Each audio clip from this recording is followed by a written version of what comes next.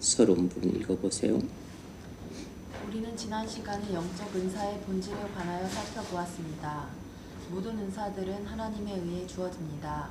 바울은 여기서 천성적인 재능에 관해 말하는 것이 아니라 영적인 은사들에 관해 말하고 있습니다. 어떤 천성적인 은사에다가 초자연적인 은사가 부가적으로 주어지는 경우도 있습니다. 그런 경우라 할지라도 신령한 은사라고 봐야 합니다. 신령한 은사들 중 어떤 것들은 독특해서 천성적인 은사와 별로 관계가 없어 보이기도 합니다. 오늘 우리는 은사에 대한 성령의 주권성에 관하여 공부하겠습니다. 네, 지금 우리는 교회와 은사에 관한 문제를 다루고 있습니다. 특별히 은사 문제를 다루고 있는데, 은사 문제는 성도 개인의 문제이자 동시에 교회의 문제라고 할 수 있습니다. 오늘은 은사에 대한 성령의 주권성 문제를 다룰 터인데, 은사 문제는 우리가 평상시에는 별 관심을 안 가질 수 있지만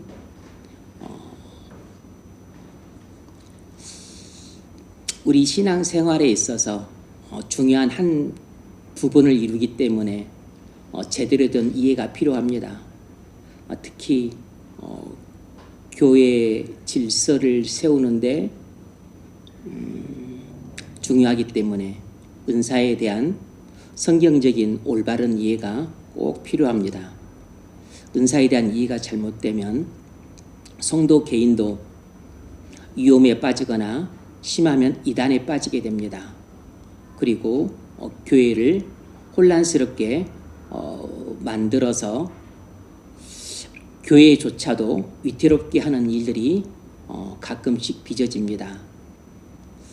그런 측면에서 은사는 우리를 유익하기도 하지만 교회를 위태롭게도 할 수 있다는 측면에서 좀 잘 다뤄야 됩니다. 첫 번째 문제 읽어보십시오. 본문 6절을 읽으십시오. 영적인 은사에 관해 자주 제기되는 질문은 이런 것입니다. 우리는 초대교회에 대해 알고 싶기는 하지만 영적인 은사들이 지금 우리와 무슨 상관이 있습니까? 사도시대는 끝났습니다. 그런데 영적인 은사들이 오늘날 우리에게 어떤 적실성을 갖고 있습니까? 네, 지난 시간에 우리가 은사에 대한 두 가지 중요한 입장이 있는데, 하나는 은사 중지론이고 또 하나는 은사 지속론이라고 말씀을 드렸습니다. 지금 우리가 이 문제에 나와 있는 견해는 은사 중지론의 입장입니다. 초대교회에서는 영적인 은사들이 많았는데 그것은 초대교회 때만 해당되는 것이지 오늘날에는 별 상관이 없는데 이것들이 우리에게 무슨 적실성을 갖고 있는가? 이제 이런 질문을 할 수 있죠. 이런 질문을 할 수 있습니다. 이런 질문을 할 수 있는데, 자, 첫 번째 문제 읽어보세요. 고린도전서 13장에서 사도가 은사들은 모두 지나가 버리는 것이기 때문에 관심 갖지 말라고 가르친다고 이해한 사람들은 영적인 은사에 대해 어떤 견해를 갖고 있습니까? 네, 이제 우리가 다 공통적으로 궁금해하는 건 이겁니다. 은사가 초대교회 때만 있었던 거냐, 아니면 오늘날에도 유효한 것이냐? 우리의 궁금증은 이것이에요. 이제 첫 번째 입장, 고린도전서 13장에서 은사는 지나간 것이기 때문에 관심 갖지 말라고 바울이 말했다라고 이해하는 사람들은 영적인 은사에 대해서 어떤 입장인가? 당연히 은사 중단론의 입장입니다. 은사 중지론의 입장이에요. 그러니까 사도시대와 함께 모든 은사는 중단되었다는 것입니다. 성경이 완성된 이후에는 더 이상 은사가 필요 없다는 입장이에요. 많은 사람들이 이 입장을 취하고 있습니다. 우리 개혁주의에서도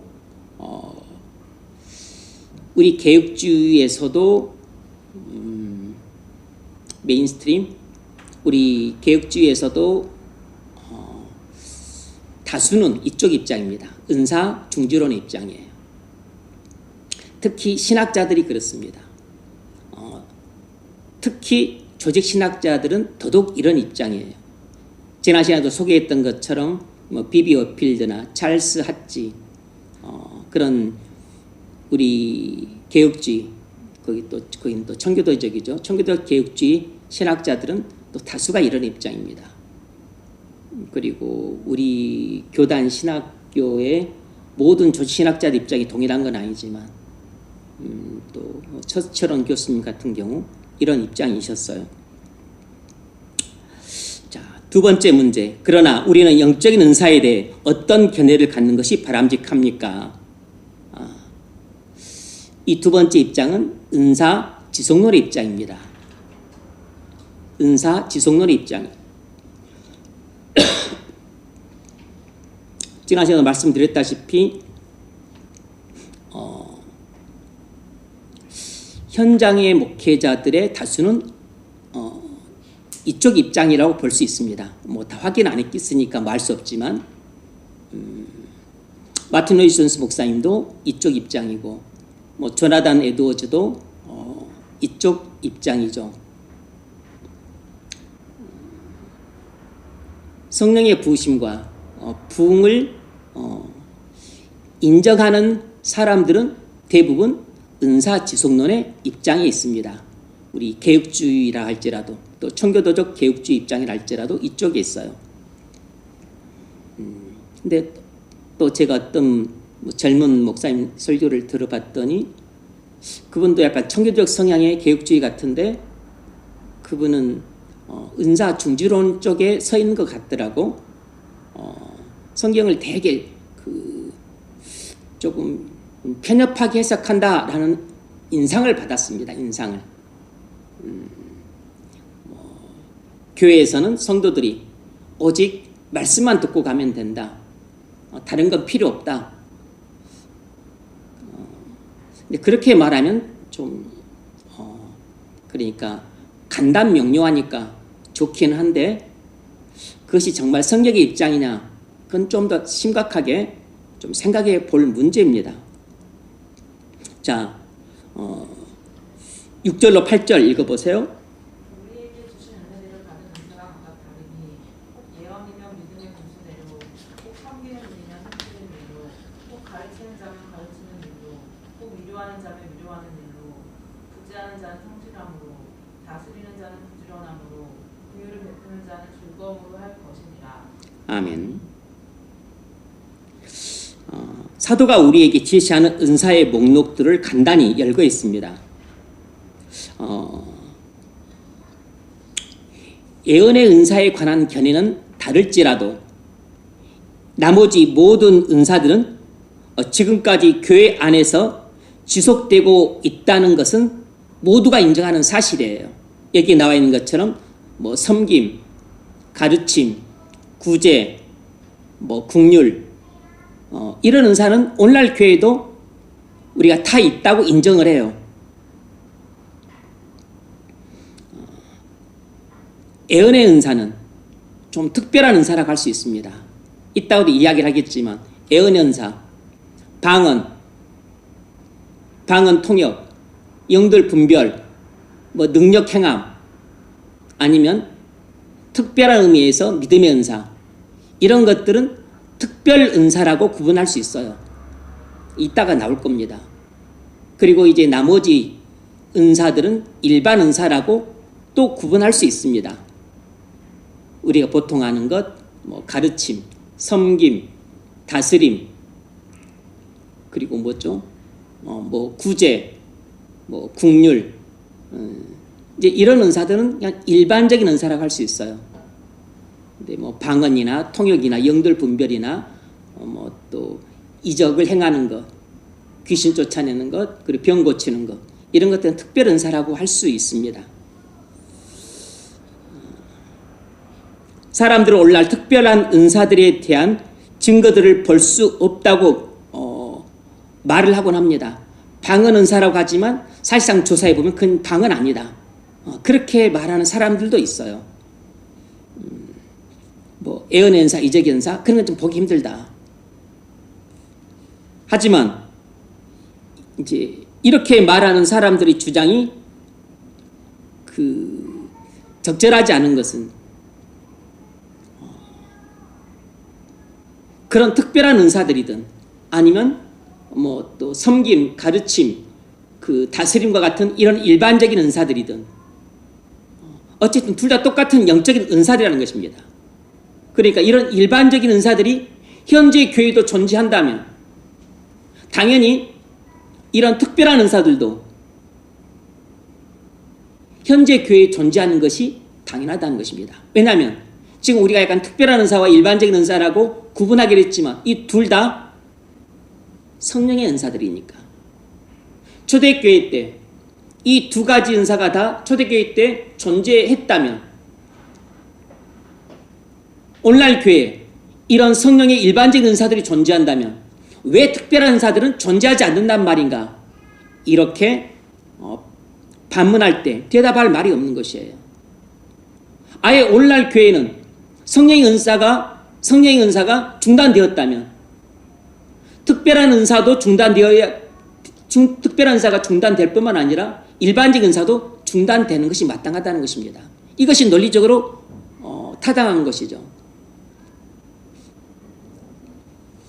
그런데 알고 보면 특별한 은사들도 중단된 게 아니라는 것이죠. 왜냐하면 신의 은사들이 자주 나타나니까. 그리고 뭐 그 능력 행하는 은사, 이적도 종종 나타나요. 뭐 예언의 은사가 흔치는 않지만 오히려 예언의 은사 같은 경우는 훨씬 적게 나타납니다. 신의 은사보다도. 예언의 은사는 좀처럼 보기 힘들어요. 방언, 이제 뭘 방으로 인정할 것인가, 이제 이것도 좀 구분해야 되지만, 방언 은사는 뭐 흔히 나타나는 은사입니다. 통변의 은사는 그것 좀 보기 힘들고. 그러니까 특별한 은사들이 오늘날 교회에 나타나지 않는 것이 아니에요. 나타나고 있어요. 나타나는 것을 부인할 수가 없어요.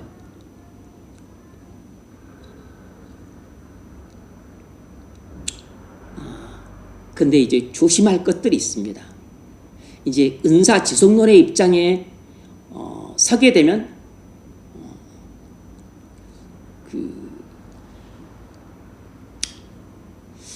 이제 그 성경에 대해서 좀 더 적실하게 해석하는 입장이라 볼 수 있지만 이제 위험하기도 해요. 그러니까 항상 이렇게 그 진리라고 하는 것은 양면의 칼날이라는 것을 잊지 말아야 됩니다. 이신칭의를 인정하게 되면 당연히 행위로 구원받는 것이 아니기 때문에 믿음으로 구원받는 것이기 때문에 이제 율법주의를 철저하게 반대하지만 또 한편으로는 무율법주의로 빠지는 경향이 나타나요. 초대교회에서 그랬잖아요. 오직 그러니까 믿음으로 구원받는다고 하니까 그래 나는 예수 그리스도 믿어. 믿지 당연히. 예수 그리스도를 내가 주와 구주로 인정을 하니까 나 고백했어.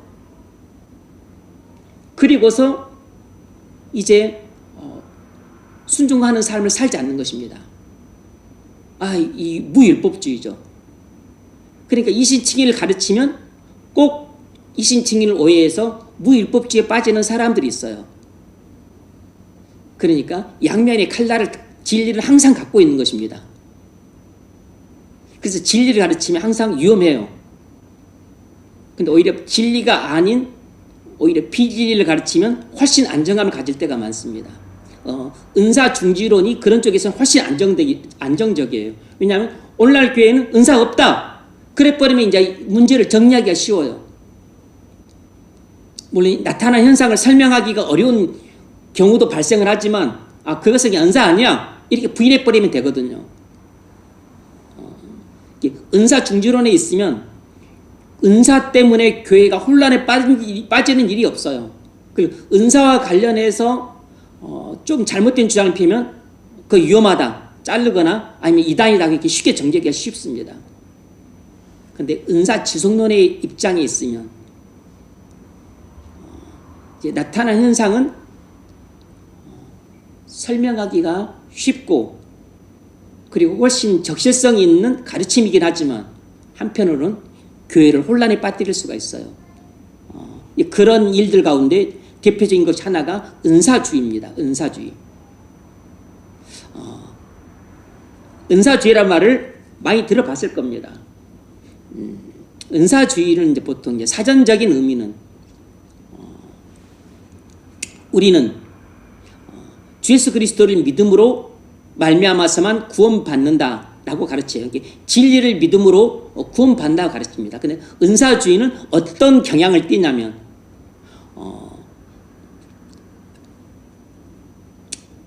이신칭의를 부인하지는 않지만 무슨 경향을 아주 농후하게 띠냐면 진리를 믿음으로 구원받는다고 그렇게 구원의 징표를 삼기보다는 이것은 좀 허울에 불과하고 그들이 실질적인 구원의 징표로 삼는 것은 뭐냐면 성령의 체험이나 성령의 은사를 받았느냐 이 유무를 가지고 구원의 징표를 삼는 경향이 있어요. 그런 것들이 바로 은사주의입니다. 그래서 그들은 이제 그러니까 모두 그 은사주의라 그래서 모두가 다 똑같이 생각하는 건 아니고 이제 이것은 좀 심한 은사주의고 이제 오순절 교단 뭐 우리나라 치자면 뭐 순복음교회가 대표적이죠. 그런 곳에서는 어떤 성도가 은사를 받았냐 안 받냐에 따라서 성도를 구분짓습니다. 그러니까 그가 예수를 믿었다 할지라도 은사를 받지 않으면 아직 좀 수준 낮은 교인, 은사를 받으면 좀 수준 높은 교인 이렇게 구분을 해요. 그러니까 그들은 믿음이 좋고 나쁘고의 그 여부를 성령의 은사를 받았냐 안 받았냐 이걸로 많이 따집니다. 대표적인 것이 방언 은사예요. 이 은사주의 입장에 있는 사람들이 가장 중요하게 여기는 것 가운데 하나가 눈에 두드러지게 나타나는 게 방언 은사이기 때문에 방언 은사를 중요하게 합니다. 꼭 고린도 교인들처럼.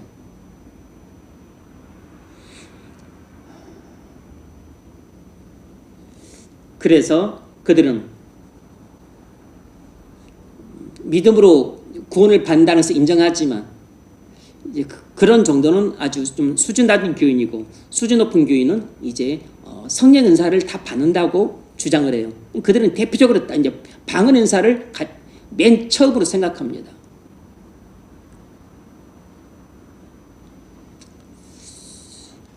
이것도 이제 은사주의의 일환인 거죠. 이런 은사주의는 그 자체도 잘못되었지만 많은 문제를 야기시킵니다. 이제 은사주의라는 말이 이제 포괄적인 의미를 갖고 있는데 일종의 은사 제일주의, 뭐 은사 만능주의 이런 의미를 갖고 있는 것이에요. 은사가 우리가 그리스도인이 되면 다 은사를 갖고 있어요. 근데 사실상 무슨 은사를 갖고 있는지 자기가 잘 모를 수 있습니다. 근데 방언 은사라든지 아니면 신유 은사라든지 아니면 또 뭐죠? 통변 은사라든지 예언의 은사라든지 뭐 이런 은사 같은 눈에 탁 띄니까 무슨 은사를 갖고 있다 딱 알잖아요. 그러면 이제 이런 사람들은 자기들끼리 이제 그 수준 높은 교인으로 그렇게 생각을 합니다. 그렇지 않은 사람은 아직 좀 미숙한 사람. 근데 성경은 그런 거 가지고 성도를 구분한다고 말하지 않았거든요. 신앙 인격적인 성숙도를 가지고 말하고 성령의 열매를 가지고 말했지. 은사를 갖고서 성도의 수준을 구분한다고 말한 곳이 없어요. 그러니까 성령의 가르침을 많이 벗어나죠.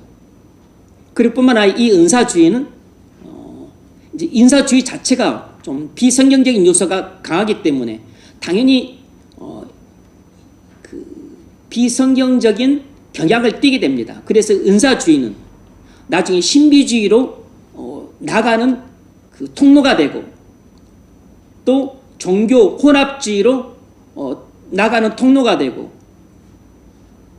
그래서 결국 이제 뭘 낳냐면 신사도 운동을 낳기도 했어요. 신사도 운동 같은 경우는 확실히 이단 사상으로 정죄를 했습니다.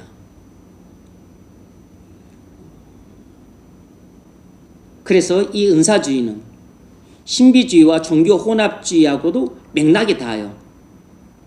그리고 이런 은사주의는 이제 점점 그 확장이 되면 이렇게 신사도 운동으로까지 이것이 발전을 했습니다.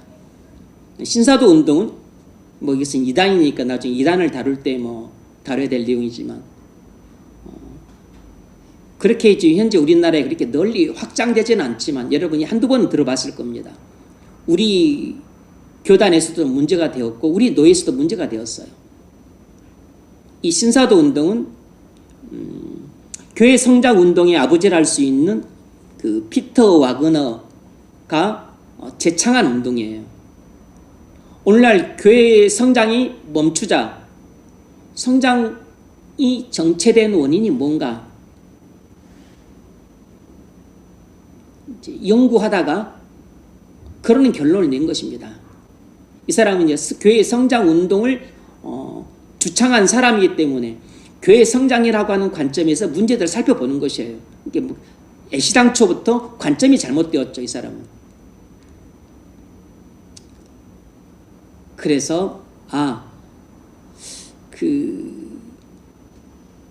오늘날 교회에서 이 직분이 잘못되었다. 직분이 초대교회에서는 그 목회자들의 직분이 사도, 선지자, 그리고 복음 전함자, 목사, 교사 이렇게 5가지 직분이 있었는데 에베소서 4장 11절에 나와 있는 거죠.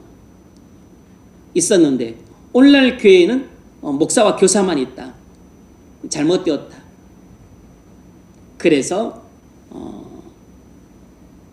오늘날에도 사도가 있다. 오늘날은 제2의 사도 시대다. 그러면서 그럼 오늘날은 사도가 누구냐? 그건 성령의 은사를 나눠주는 사람이다. 초대교회 또 사도들이 성령의 은사를 나눠줬잖아요. 로마서에서도 바울이 로마 교회 성도들에게 우리가 너희들에게 무슨 은사를 나눠주려 한다고 말을 했었죠. 그리고 또 사도들이 안수를 하면 그들이 성령을 받기도 했었어요. 그러니까 사도가 누구냐? 바로 성령의 은사를 나눠주는 사람이다. 그래서 자기가 갖고 있는 성령 은사를 다른 사람한테 줄 수 있다. 이런 사람이 사도다. 그래서 오늘날에도 사도가 있다. 오늘날에도 선자가 있다. 누가 선자냐? 예언하는 사람이다. 복음 전한 자 있고 그리고 목사와 교사를 또 각기 다른 사람으로 이 사람은 구분을 했어요. 실은 목사가 교사고 교사가 목사인데 그러니까 성령이라는 이해가 잘못된 것입니다. 그리고서 이제 신사도 운동을 주창을 해서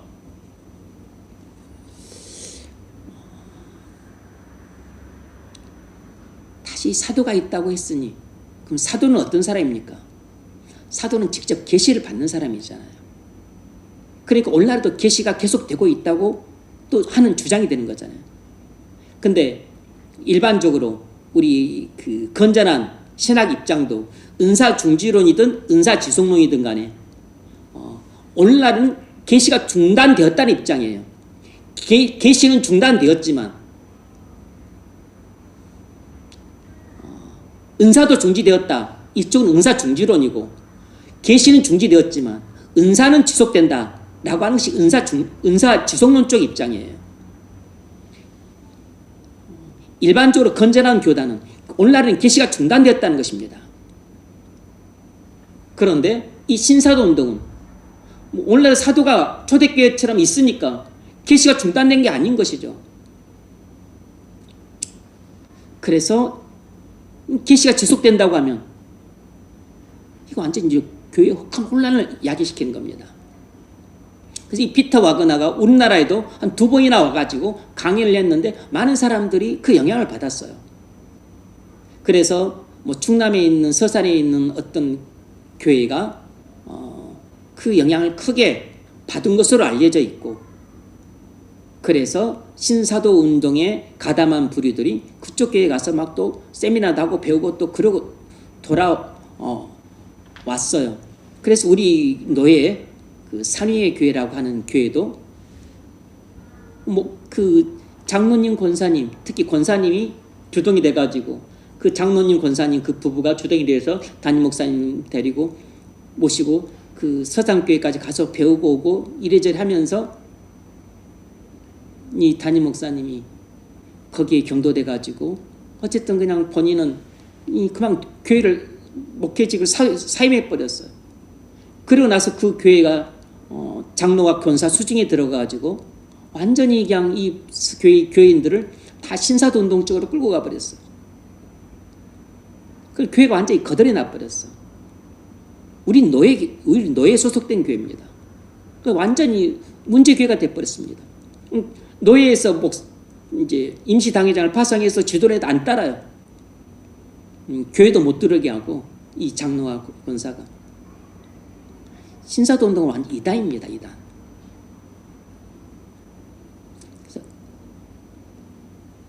그래서 은사 문제는 아주 민감하게 다뤄야 되고 조심스럽게 다뤄야 될 문제예요. 잘못하면 이단이나 사이비로 빠지는 통로가 될 수 있기 때문입니다.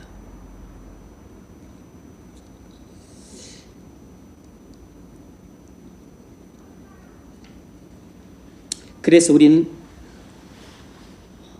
오늘날 계시는 중단되었어요. 하지만 우리 입장은 계시는 중단되었지만 은사는 지속되고 있다라고 하는 입장입니다. 그렇다고 해서 우리가 은사주의를 따르는 것은 아니에요.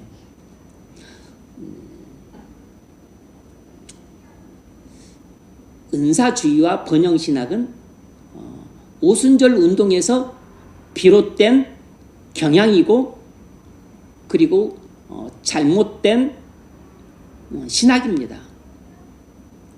우리는 은사주의도 따르지 않지만 번영신학도 따르지 않아요. 이제 은사주의와 번영신학은 기복신앙으로 흐르는 경향이 강합니다. 다분히 세속적인 신학이에요. 이것은 이제 1906년 LA 아주사 거리에서 미국 흑인 교회에서 원래 이제 성결교회에서 성결 운동을 하다가 나온 것이 뭐죠? 이 오순절 운동이거든요. 이 오순절 운동 이제 하던 사람들이 성결교회에서 나와서 이제 오순절 교단을 성립을 한 것이죠. 이제 오순절 교단 우리나라에 들어와서는 하나님의 성회와 뭐죠? 기성 하나님의 성인데 기독교 하나님의 성이니까 기성, 예수교 하나님의 성이니까 예성 해가지고 두 교단이 있습니다. 순복음교회는 아마 예수님 하나님 성회일 거라고. 이쪽은 원래 이제 성결교회에서 오순절 운동이 이렇게 불면서 오순절 교단으로 독립한 것이에요. 그런데 그 전에 이제 이 성결교는 또 감리교에서 나왔는데 미국의 감리교에서 나왔는데 미국 감리교에서 부흥운동을 또 주창하고 성결운동을 주창하면서 감리교에서 수용을 안 하고 그냥 배척을 하자 이렇게 나온 것이 이제 성결교단입니다. 또 성결교단에서 또 더 성령의 부흥운동, 오순절 운동을 주창하면서 나온 것이 또 오순절 교단이라고. 그런데 여기서 이제 오순절 운동에서 은사주의와 주로 번영신학이 많이 나왔습니다. 그래서 이것이 우리나라 교회에서 주로 순복음교회로 들어왔는데 저는 순복음신학이 전부 나쁘다 틀렸다는 것이 아니고 흐름이 그렇다는 것입니다. 그래서 이 번영신학은 당연히 세속신학이죠.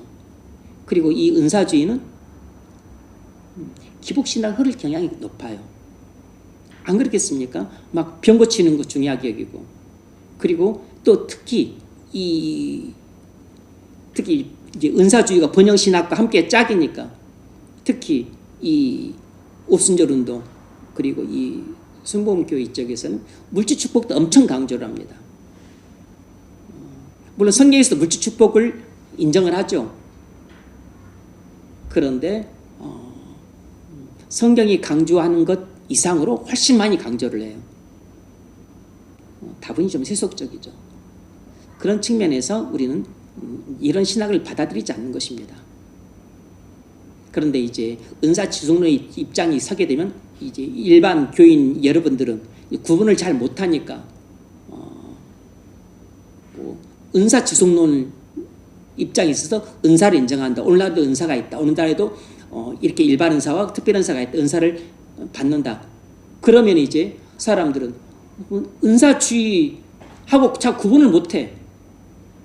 그러면 은사를 강조하는 것이 또 오순절 신학이고 또 오순절 교단이니까 그럼 또 순복음교회에서 그 말하는 것을 그럼 인정하는 것인가? 그럼 순복음교회가 말하는 게 틀리지 않았네? 이렇게 또 헷갈려. 헷갈리지 말라고 지금 제가 이야기를 하고 있는 것입니다. 지금 부연 설명을 하고 있는 것이에요. 헷갈리지 말라고. 은사 지속론의 입장에 있어서 우리가 오늘날에도 성도들에게 은사가 주어진다고 하는 것을 인정하는 것과 은사주의는 다르다고. 은사주의는 신비주의나 종교혼합주의나 신사도 운동 같은 이단으로 빠지는 통로가 될 수 있기 때문에 은사주의는 위험한 입장인 것입니다. 우리는 은사주의를 지향하지 않아요. 1992년에 그 이장류 일파에 종말론이 있었습니다. 그때 10월 24일인가 언제 막 예수님이 재림한다고 난리법석을 피웠던 적이 있어요. 여러분은 나이가 어려서 그때 잘 기억도 안 나겠지만 그때 완전히 쇼를 했었습니다. 막 방송에서 나오고 완전히 그냥 교회가 세상의 웃음거리가 돼버렸어요. 그 일 때문에. 난리가 피워서 막 방송 3사에서 막 카메라 갖다 대고 그 교회 와가지고 거기가 담임 선교가 됐었는데 왜 그런 참 부끄럽고 추태를 벌였냐. 그 교회 안에 한 어린 소녀가 직통계시를 받는다고 그렇게 주장하는 소녀가 있었어요. 그래서 한 소녀가 하나님께로부터 직통계시를 받았다는 것입니다. 그래서 1992년 10월 24일인가 그때 예수님 재림한다고 직접 말씀을 드렸다는 것입니다. 이렇게 이제 예언의 은사를 인정을 해주게 되면 이런 일들이 발생하는 것을 피할 수가 없게 돼요. 이야기했잖아요. 오늘날 계시는 중단되었다고. 그러니까 직통계시 같은 것은 없다고. 그러면 직통계시랑 그러면 예언의 은사랑 뭐가 다르냐? 그것도 좀 뒤에 가서 이야기를 하겠지만 다릅니다. 사도들한테 주어졌던 것은 계시예요. 계시. 말 그대로 그냥 오늘날 알기 쉽게 말하자면 일종의 직통계시라고. 요한에게 주어졌던 거, 마태에게 주어졌던 거, 마가에게 주어졌던 거 다 계시예요. 계시. 선지자들에게 주어졌던 거 다 계시입니다.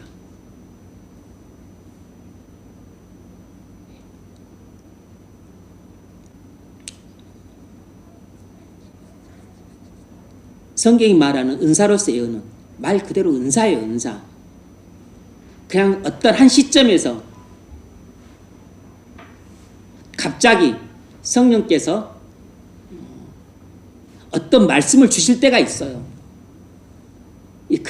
그것이 일종의 예언의 은사라고 보는 것입니다. 구분하기가 쉽지 않아요. 많은 은사들을 보지만 이 예언의 은사는 잘 보지 못했습니다. 사실 오늘날에는 예언의 은사를 갖고 있다고 말하고 예언의 은사를 자주 사용하게 되면 교회에 건덕을 세우기보다는 훨씬 교회를 혼란스럽게 만들 위험성이 높아요.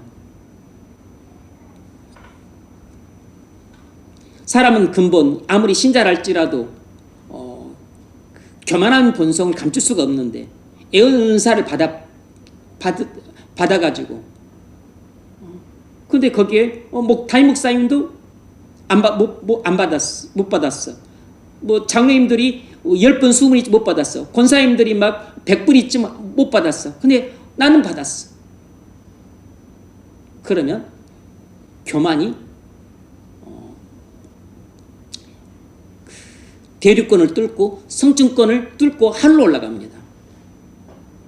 그래서 목회자나 교회 지도자들을 우습게 보고 아나무인격으로 행동하는 일들이 너무나 발생하기 쉬워.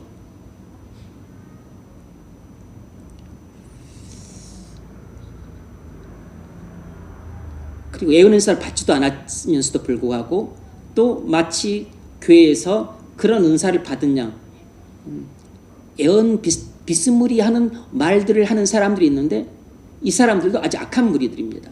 바람직하지 않은 무리들이에요. 교회에 있는 무당들이라고 할 수 있는데 그래서 교회에서 무당 짓거리를 하는 사람들이 있습니다. 아주 바람직하지 않습니다.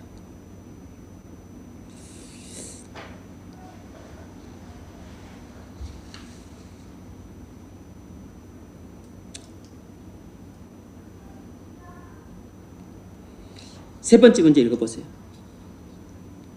교회에 대한 신약의 묘사를 기준으로 볼 때 우리는 은사들에 대해 어떤 태도를 지녀야 합니까? 네. 자, 오늘 은사에 대한 문제는 여러분 개인 그 신앙 생활과 교회 생활에 있어서도 중요한 문제지만 교회 전체 입장에서도 대단히 중요한 문제예요. 은사에 대한 성도 개인의 이해가 잘못되면 본인 자신도 위태로워지지만 교회에도 큰 해를 끼치게 돼요. 교회의 질서를 무너뜨리고 혼란에 빠뜨립니다. 그래서 아예 은사 중지론에 딱 섰버리면 이런 문제가 별로 없어요. 왜냐하면 다 거부해버리면 되니까. 무시하면 되고 쓸데없는 짓 하지 마라 그렇게 하면 되거든요. 은사 지속론의 입장이 있으면 그것들을 인정을 해 주니까 이제 포용적인 입장에 있는데 문제는 성도들이 이런 은사를 잘 컨트롤을 못한다는 것입니다. 고린도 교인들이 그랬던 것처럼 자기 위신을 높이고 그리고 자신의 신앙의 어떤 존재감을 드러내려고 하고 그리고 너는 못 받았지만 나는 갖고 있지. 그래서 내가 너보다 우월하다는 상대적인 우월감에 빠지는 경우들이 많아서 오히려 교만에 빠질 위험이 많아요. 그래서 다른 갖지 못한 지체들을 무시하고 안하무인격으로 대하는 일들이 발생해서 오히려 교회의 덕을 세우기보다는 교회의 덕을 해치는 경우들이 비일비재하게 일어나는 겁니다. 그래서 이렇게 특별한 은사를 받은 사람들은 오히려 더 신앙이 위험해질 수 있어요. 위험해지지 않으면 어떻게 해야 되는가? 신앙이 성숙해야 돼요. 신앙이 기본기가 탄탄해야 된다고. 신앙이 성숙한 상태에서 은사를 받아야 은사 때문에 본인이 교만에 빠지지 않고 그 본인이 위태로워지지 않을 수 있습니다. 동시에 교회에 덕을 세울 수 있어요. 그런데 신앙이 제대로 안 된 사람이 이런 특별한 은사를 받게 되면 100이면 100 다 교만에 빠집니다. 그리고 나중에 교회를 위태롭게 만들어요. 이런 경우는 차라리 은사를 안 받으면 못할 수 있죠. 근데 나중에 이렇게 교만에 빠져가지고 은사를 남용하거나 아니면 악용하게 되면 나중에 하나님이 은사를 거두하기도 하세요.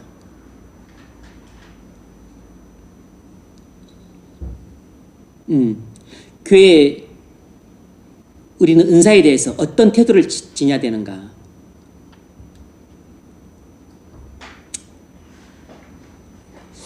오늘날 교회에 은사들이 나타남이 없는 것은 교회의 영성이 낮은 상태에 있기 때문이라는 것입니다.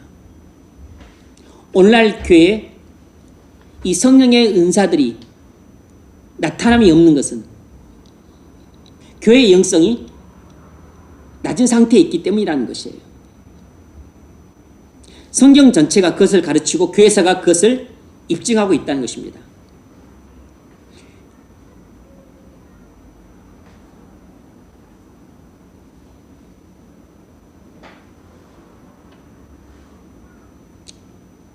오늘날 교회에 은사가 잘 나타나지 않는 것을 보고서 은사가 중지되었다 라는 입장에 서는 것은 잘못됐다는 것입니다. 오늘날 교회에 영성이 낮아서 은사가 나타나지 않는 것인데 그렇게 보지 않고 오늘날 교회 은사가 잘 나타나지 않는 것을 보고서 은사가 중지되었다라고 말하는 것은 자신의 선입견을 강화시키는 것이라는 것입니다. 자신의 설정한 잘못된 전제를 강화시키는 행위라는 것이에요.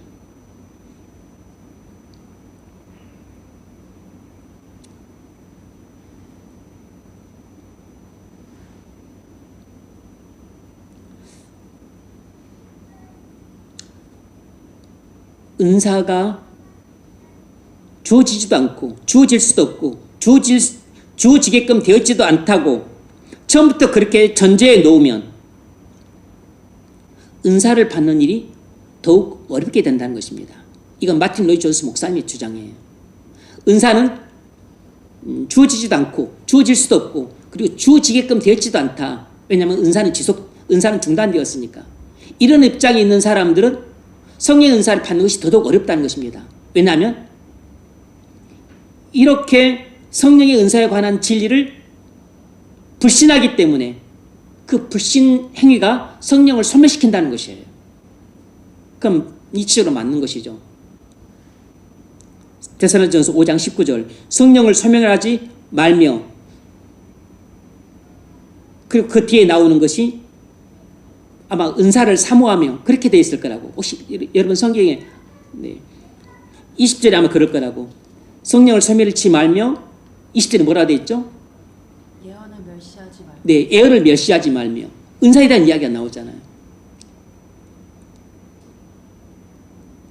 그러니까 성령을 소멸하는 것과 그리고 은사들을 멸시하는 것이 연관되어 있는 것이에요.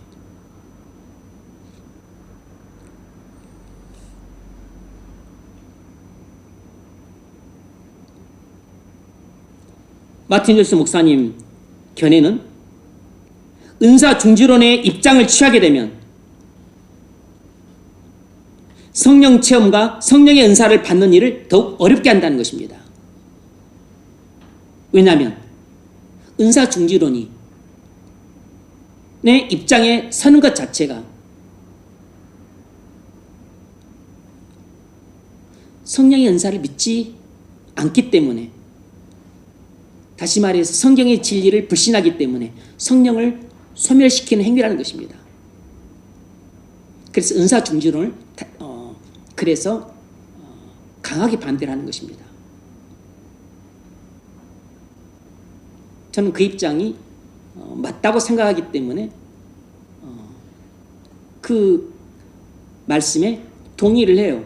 그래서 은사 지속론 쪽의 입장에 서 있는 겁니다. 그리고 현장에 있는 목회자들은 교회 안에 있는 은사들을 보잖아요. 그래서 은사 중지론의 입장에 서기가 어려워요. 네 번째, 우리는 영적인 은사에 관하여 성령의 주권성을 잊지 말아야 합니다. 성령의 역사를 제한하지 않도록 조심해야 합니다. 그렇다면 은사에 관한 성령의 주권성에 대해 어떤 관점을 가져야 합니까? 네. 우린 영적인 은사에 관하여 성령의 주권성을 잊지 말아야 합니다. 성령의 역사를 제한하지 않도록 조심해야 됩니다. 그렇다면 은사에 관한 성령의 주권성에 대해 어떤 관점을 가져야 하는가? 성령의 뜻에 따라 어떤 때에는 은사가 주어지지 않을 수 있고 또 어떤 때에는 은사 주신 것이 두드러지게 나타나지 않을 수도 있다는 것입니다. 성령의 뜻에 따라 어떤 때에는 은사가 주어지지 않을 수도 있고 또 어떤 때에는 은사 주신 것이 두드러지게 나타나지 않을 수 있다는 것이에요. 오늘날 시대가 그런 시대예요. 그래서 은사를 주냐 안 주냐는 오직 성령께서 결정하신다는 것입니다. 그것이 은사에 대한 성령의 주권성이에요. 초대교회 때는 은사를 많이 주셨지만 오늘날 교회 때는 영성이 땅바닥에 떨어졌기 때문에 성령께서 은사를 거의 잘 주지 않는다는 것입니다.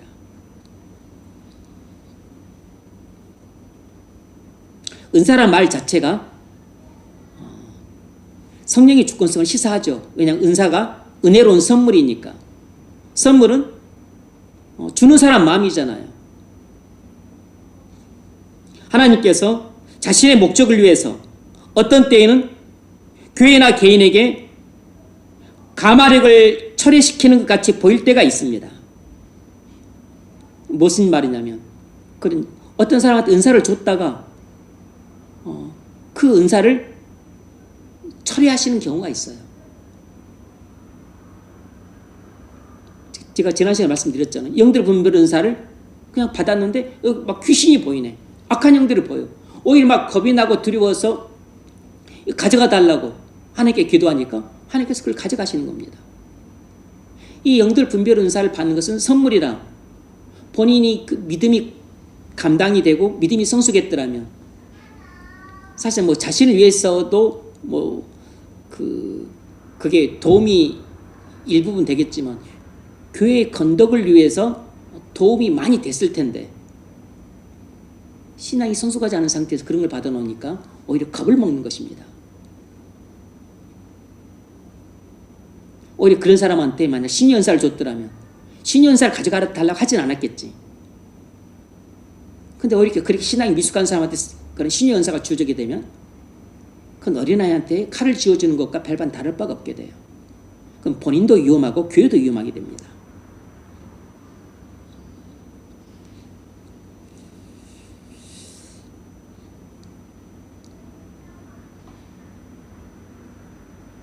우리를 가르치시고 겸비케 하기 위해서 은사를 주시지만 처리하시기도 하시는 것이에요.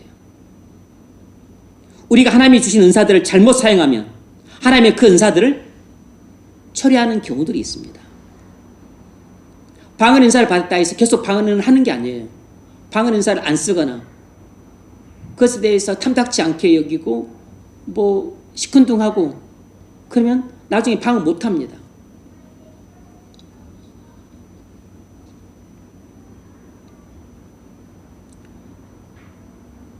따라서 은사들을 초대교회 때만 잠시 사용하도록 주셨다가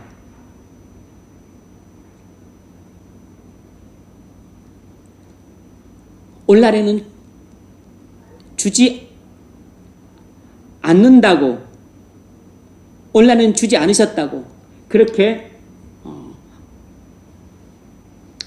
말하는 주장은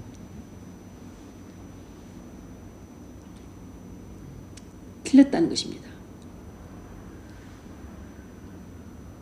그것은 마틴 요스 목사님이 어떻게 보냐면 그것은 미리 어떤 자신의 원칙들을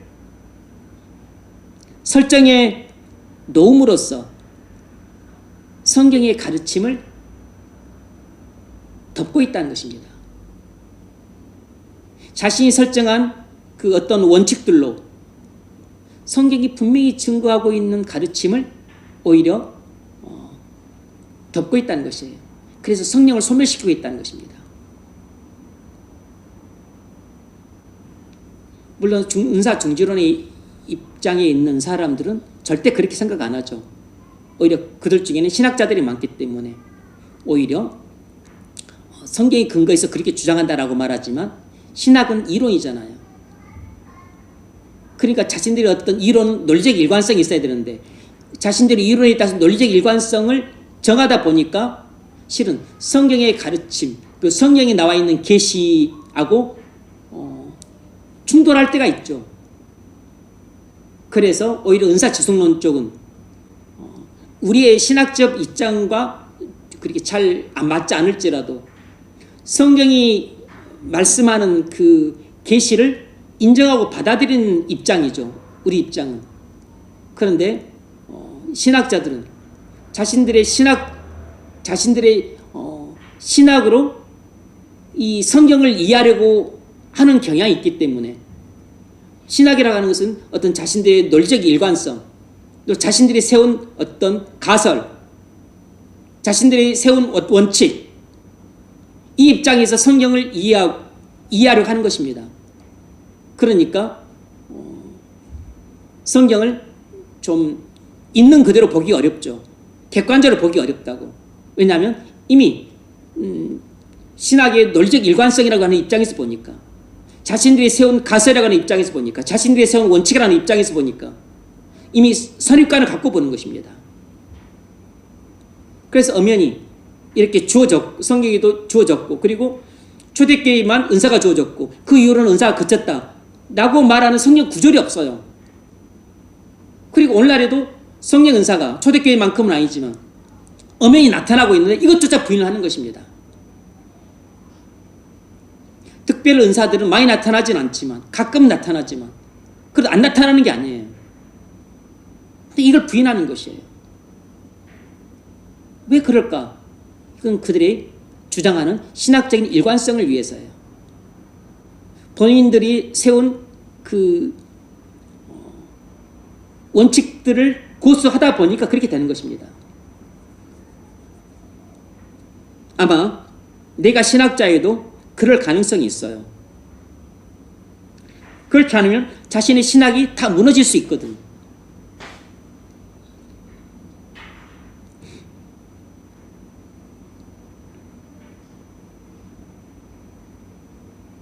그런 입장은 성령의 주권성을 거스려서 싸우는 태도라고 볼 수밖에 없는 것입니다. 자, 첫 번째 문제, 우리는 은사들을 크게 두 부분으로 나눌 수 있습니다. 뭔가 일반 은사와 특별 은사입니다. 앞서 말씀드렸죠. 이것이 이 고린도전서 12장에는 조금 더 좀 분류가 되었는데, 고린도전서 12장 8절부터인데 거기 보면 뭐 지혜의 말씀, 지식의 말씀, 믿음 쭉 나오는데 특별 은사는 이런 것들입니다. 믿음, 여기서 믿음은 구원 얻는 믿음이 아니고 어떤 특별한 믿음이에요. 믿음의 은사, 병 고치는 은사, 능력, 예언, 영들 분별, 방언, 통역, 이런 것들이 특별 은사입니다. 이제 일반 은사는 뭐냐면 지혜 또는 지식의 말씀 또는 섬김, 구제, 뭐 가르침, 다스림, 이런 것들이 일반 은사라고. 두 번째 문제, 교회사를 보면 사도시대 이후에도 계속해서 교회 안에 특별한 은사들이 나타났었습니까? 나타났었습니다. 그래서 우리는 이 신약 성경과 그리고 2000년간의 이 교회사를 보면서 은사 중지론의 입장에 설 수가 없고 은사 지속론의 입장에 설 수밖에 없다고 말하는 것입니다. 어떤 은사가 나타났습니까? 믿음의 은사가 나타났죠. 믿음의 은사는 대표적으로 조지 밀러예요. 조지 밀러는 믿음으로, 돈도 없이 오직 믿음으로 고아원을 세웠고, 그리고 돈 한 푼도 없이 오직 믿음으로만 그 수많은 고아들을 먹여 살렸습니다. 이건 조지 밀러 일기에 보면 아주 잘 나와요. 이 믿음의 은사는 비상하고 애의적인 믿음을 말합니다.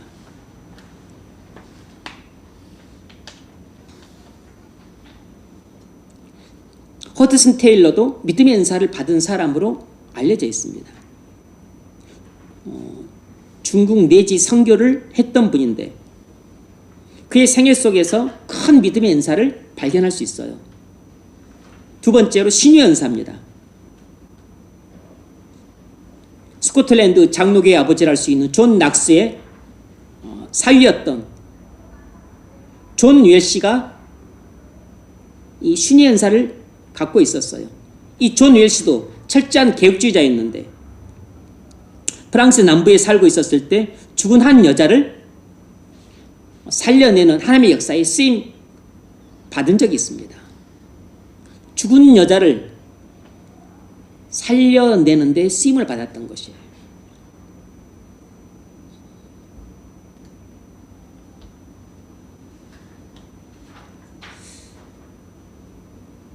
은사가 초대교회 때 종결되었다고 말하는 것은 성령을 소멸시키는 행위가 될 수 있습니다.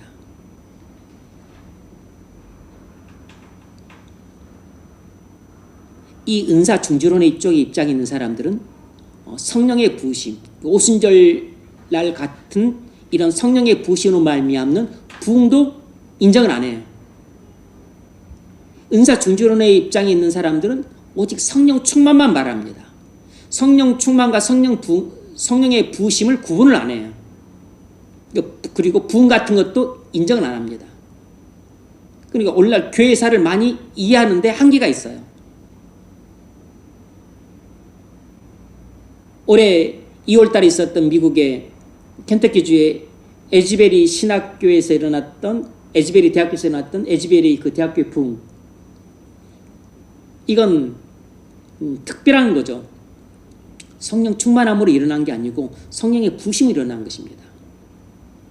성령 충만함은 우리들도 성령 충만함 받을 수 있어요. 근데 성령 부심은 다른 겁니다. 그건 성령의 특별한 주권적인 역사예요. 우리가 그 말씀 묵상 열심히 하고 그리고 기도 뜨겁게 하면 하나님의 은혜로 우리가 성령 충만함 받을 수 있습니다. 근데 성령의 부심은 다른 것이에요. 은사 중지론 쪽에 입장에 있는 사람들은 이런 거 다 그냥 쉽게 말하면 개무시합니다. 완전 인정 안 해요. 특히 이런 쪽에 입장에 있는 사람들이 모두 다 그런 건 아니지만 대체적으로 화란 개혁주의 입장이에요. 화란 개혁주의는 계륙 개혁주의고 영국의 개혁주의는 청교도 개혁주의 성향인데 이 화란 쪽에서 공부하신 분들, 이 화란 개혁주의 입장은 이런 성령의 부으심이나 부흥 같은 것을 잘 인정은 안 합니다. 그래서 화란 개혁주의 입장은 조금 건조한 측면이 있습니다. 올바르긴 한데 조금 아주 건조해요.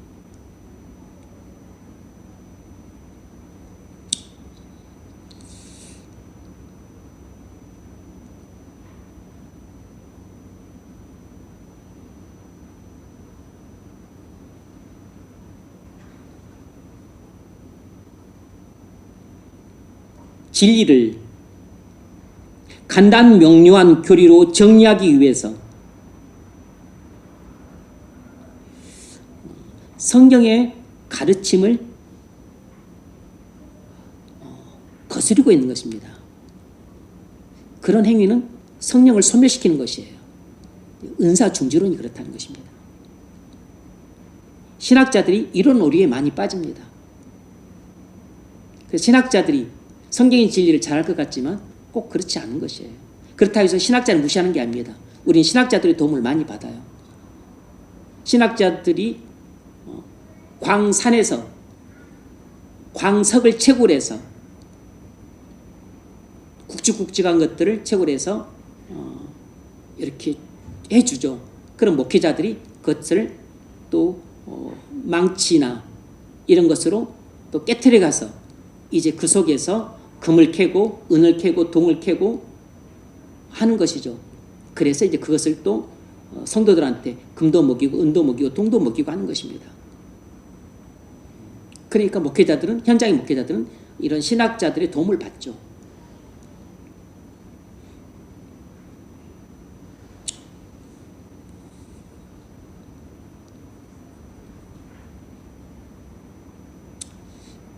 그러므로 이런 문제에 대해서 겸비해야 됩니다.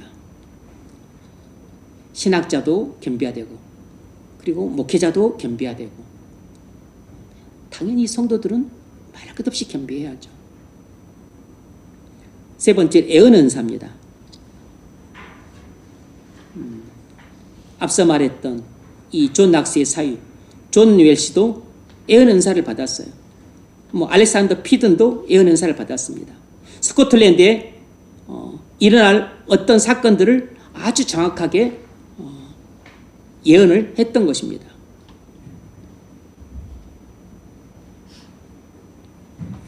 네 번째로 붕이 일어났었을 때 많은 은사들이 나타나곤 했어요. 물론 붕이 일어나면 항상 은사가 나타나는 것은 아니지만 붕이 일어날 때는 은사들도 많이 나타나는 경향이 있습니다. 아주 예외적인 방식으로 설교하거나 아주 예외적인 방식으로 가르치는 은사들이 나타나기도 하고 예언 은사가 나타나기도 하고 영들 분별하는 은사가 나타나기도 하죠. 뭐 그건 붕 때마다 다릅니다. 붕 때마다. 악한 영들의 작용을 가려내는 것입니다. 그 일은 조나단 에도지 목사님이 그 일을 하셨죠. 예전에 뭐 제 동기 목사님 보니까 이런 쪽의 은사를 받은 것 같아요. 그래서 뭐 이렇게 그냥 막 또 기도회 하는데 뭐 이상한 뭐 그 행태를 보면 이것도 그 악한 영이 역사를 하고 있다. 그래서 막 또 끄집어내고 그랬다고 그 신학교 다닐 때 이야기를 하는 걸 들었습니다. 영들을 분별하는 은사를 받은 거죠. 역사적인 사실들을 부인하는 사람들이 되지 않도록 조심해야 됩니다. 성경과 교회사를 잘못 이해하고서 자신의 원칙을 주장하는 것은 위험한 것입니다. 고린도전서 13장 12절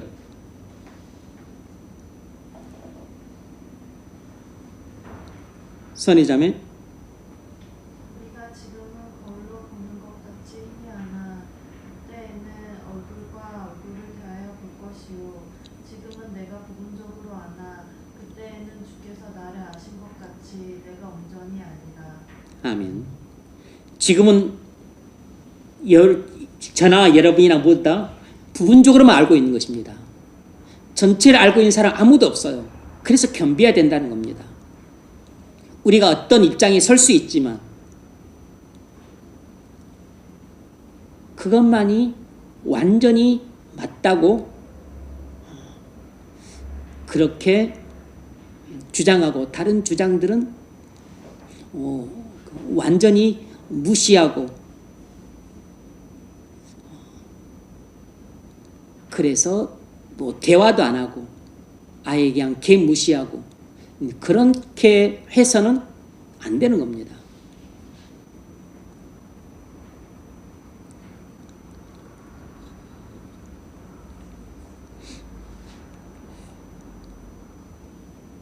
성령이 계시지 않고는 그리스도인일 수 없다는 사실은 그리스도인은 다 성령의 은사를 갖고 있다는 뜻입니다. 성령의 부으심은 성령의 은사를 아주 높이 고양시킵니다. 그리고 이미 받은 은사 외에 다른 은사들을 더해주기도 해요.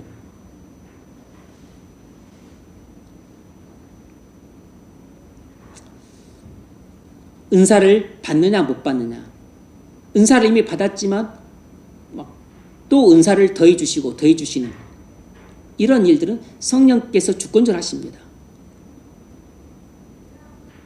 예전에 제 고정 사촌 형수님은 이미 방언 은사를 받았는데 또 방언 은사를 또 받았다고 하시더라고. 무슨 방언 은사를 한 번 받지 두 번만 또 다른 방언 은사를 또 받으셨던 거죠. 이미 어떤 방언 은사를 하고 있는데 또 다른 방언 은사를 주신 것입니다.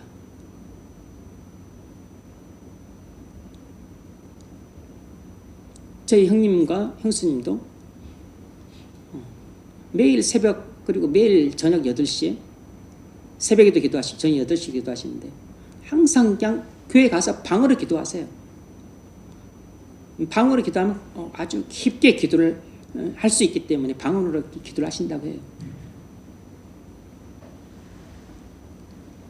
그럼 방언 인사를 받은 사람은 다 기도를 열심히 하는가? 그것도 아니야. 방언 인사를 받은 사람은 다 신앙이 성숙한 사람인가? 천만의 말씀입니다. 은사를 받았냐 안 받았냐는 신앙의 성숙도와 아무런 관련이 없어요.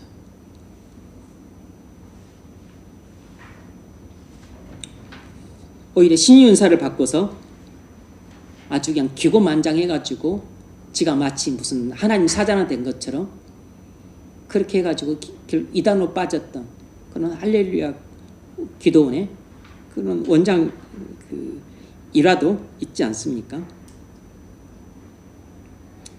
다섯 번째로 성령의 부으심이나 부흥 때에 방언하지 않은 경우도 많다는 것입니다. 성령의 부으심을 받아도 또는 부흥 때에도 방언의 은사가 주어지지 않은 경우도 많다는 것입니다. 자, 정리하자면 성령의 부으심은 독특한 체험입니다. 특별 은사를 동반할 수도 있고 일반 은사를 더 높이 고양시킬 수도 있어요. 어떤 일이 일어날지 예측할 수가 없습니다. 사도시대가 종결되었으니까 이제 성령의 부심도 없고 은사도 없다고 말하지 말아야 된다는 것입니다. 이건 은사 중지론의 입장인 것이죠. 에즈베리 대학교에서 부흥이 일어났어요. 성령이 부어졌습니다. 그때 무슨 일이 일어났는지 정확하게 알 수 없지만 막 놀라운 은사들이 주어졌다. 그런 보고는 못 들었습니다. 그냥 2주 가까이 하루도 쉬지 않고 1시간도 쉬지 않고 계속해서 예배가 이어졌다. 그리고 또 찬양하고 그리고 회개하고 찬양하고 회개하고 그리고 기도하고 또 회개하고 찬양하고 그런 일들만 계속 반복되었다 라는 이야기만 들었습니다. 그리고 거기 가서 또 현장 조사하고 또 사람들 또 탐문에 산 사람들의 이제 그 보고를 들어보니까 그래요. 막 특별한 은사들이 주어져서 막 뭐 신유의 은사가 나타났다. 뭐 축기가 나타났다. 그런 이야기 못 들었습니다. 예언 은사를 받아서 막 예언을 했다. 그런 이야기 못 들었어요.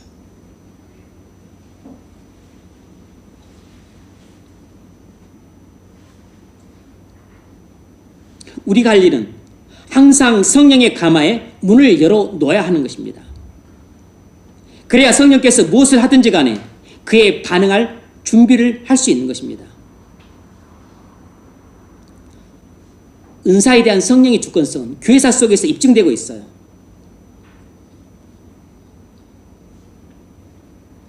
신학적인 체계로 성경의 계시를 눌러버려서는 안 됩니다.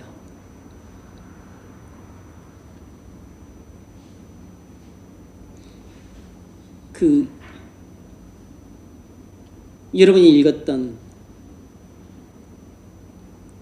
멜 텔리 선교사의 급하고 강한 바람처럼에 나온 것처럼 그가 다니던 장로교회 그 담임 목사님은 성령의 부으심이나 부흥을 인정하지 않는 사람이었어요. 그런데 어느 날 갑자기 예기치 않게 성령이 부어져서 막 사람들이 놀랍게 막 회개를 하고 통해 자복하는 역사가 일어났습니다. 심지어 어떤 사람들은 외국어 방언을 받기까지 했어요. 그러니까 이 목사님이 기겁을 하는 것입니다. 어안이 벙벙해가지고 할 말을 잃어버렸어요. 뭐죠? 자신의 신학 체계가 무너졌잖아요.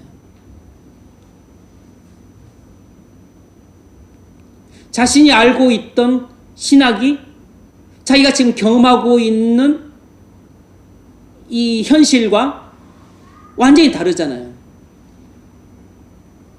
그러니까 본인이 그동안 갖고 있었던 그 장로교 신학은 아마 은사 중지론 그리고 또 성령의 부으심이나 부흥 같은 것은 인정하지 않는 완전히 그냥 은사 중지론 쪽의 입장에 서 있었던 그런 신학이었던 거죠. 그런데 성령이 부어지고 막 사람들이 평상시와는 완전히 다르게 통해 자복하는 회개가 일어나고 눈물을 흘리면서 그냥 콧물을 흘리면서 그냥 그렇게 회개를 하고 그리고 막 기도를 하는데 막 천장이 떠날 것처럼 기도를 하고, 그리고 막 외국어 방언을 하고, 이건 평상시 예배하고 다르고 평상시 기도하고는 너무 다르다는 것을 인정 안 할 수가 없는 거죠. 그래서 신학 체계로 성령의 계시를 부인해서는 안 되는 겁니다. 겸손하지 않은 태도라고.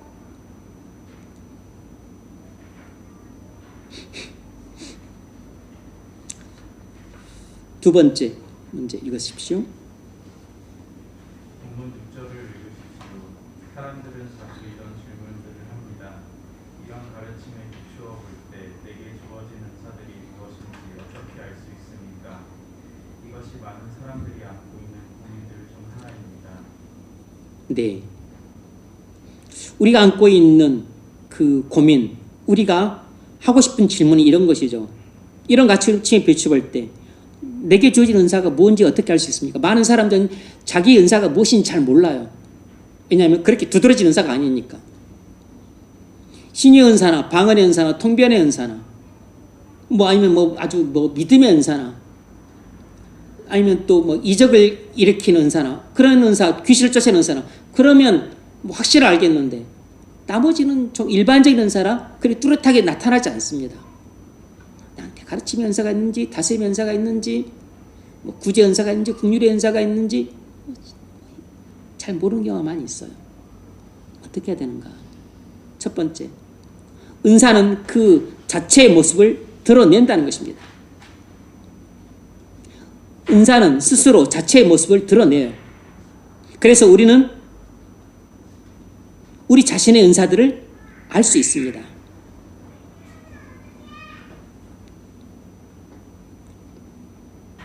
예컨대 사람들은 천성적인 어떤 그 재능을 갖고 있습니다. 노래를 잘 불러. 그럼 네가 노래를 잘 부르는가 못 부르는가 어떻게 하는가? 네가 노래를 부르면 알아. 네가 노래를 부르는데 네가 들어도 잘 부르고 남들도 잘 부른다 그래. 그럼 나는 노래를 잘 부르는 재능을 갖고 있는 것입니다. 재능은 스스로 자신을 드러내요. 영적인 은사도 마찬가지입니다. 우리는 구제 은사 그런 게 또 있나 싶은데 그런 은사 있습니다, 여러분. 구제 은사를 받은 사람은 가난한 사람들을 보면 견딜 수가 없어. 그 자기도 가난하고 못 살지만 또 자기보다 더 가난하고 못 사는 사람들 그리고 또 불쌍한 사람들을 보면 견딜 수가 없어. 돕지 않으면 견딜 수가 없어요. 그것은 특별히 긍휼 은사도 받은 사람이고 구제 은사도 받은 사람이에요. 그런 사람들에게 구제하는 일을 맡겨야 되는 거죠. 권유하는 은사가 있어요. 뭐 권유하는 게 뭐 은사인가? 다른 사람들을 위로하고 격려하는 게 무슨 은사인가 싶지만 그게 은사예요. 어떤 사람들은 되게 그 사람들을 공감을 못해. 그래서 얼음덩이처럼 차가워. 그런 사람들한테 뭐 신방 동행하고 그런 거 시키면 안 되지. 왜냐하면 그 꽃다는 보리자처럼 앉아있을 텐데 병원을 가더라도 그 병자를 위로하고 또 뭐 상을 당한 집에 가서도 뭐 위로하고 또 누가 아픈 사람들 가면 또 사업이 실패한 사람 집에 가서 예배드리면 또 격려하고 힘이 돼주고 뭔가 그래야 되는데 위로도 할 줄 모르고 격려도 할 줄 몰라. 권사가 뭐예요? 권면하라고 권유하라고 그 직분 준 거잖아요. 권유하라고 위로도 하고 격려도 하고. 근데 권사가 위로도 할 줄 모르고 격려도 할 줄 몰라. 다른 사람의 아픔에 대해서 공감할 줄 몰라. 슬픔에 대해서 공감할 줄 몰라. 그런 사람은 권사 되면 안 되죠. 교회 덕이 안 되잖아요. 어디 신방에 데리고 가겠어요? 막 그 사람만 가면 냉기가 쫙 흐르는데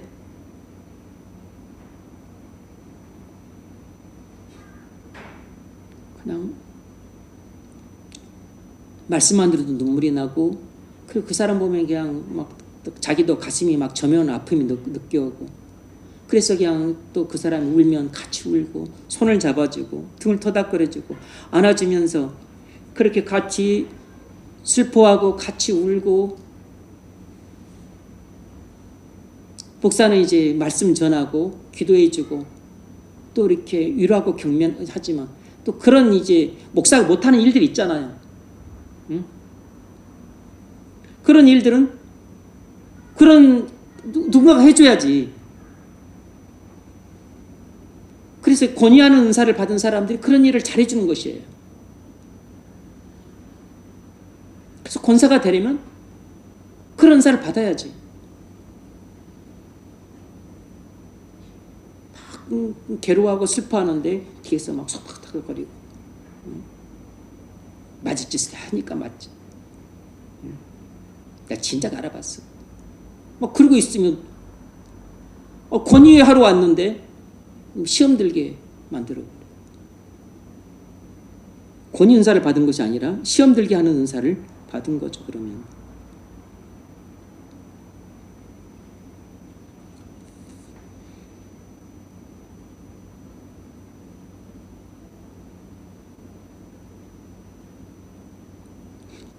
우리는 신령한 은사에 대해 걱정할 필요가 없습니다. 우리가 할 일은 하나님을 알고, 그리고 하나님 말씀에 자신을 복종시키는 것입니다. 우리가 하나님의 뜻대로 역할을 감당하고 있다면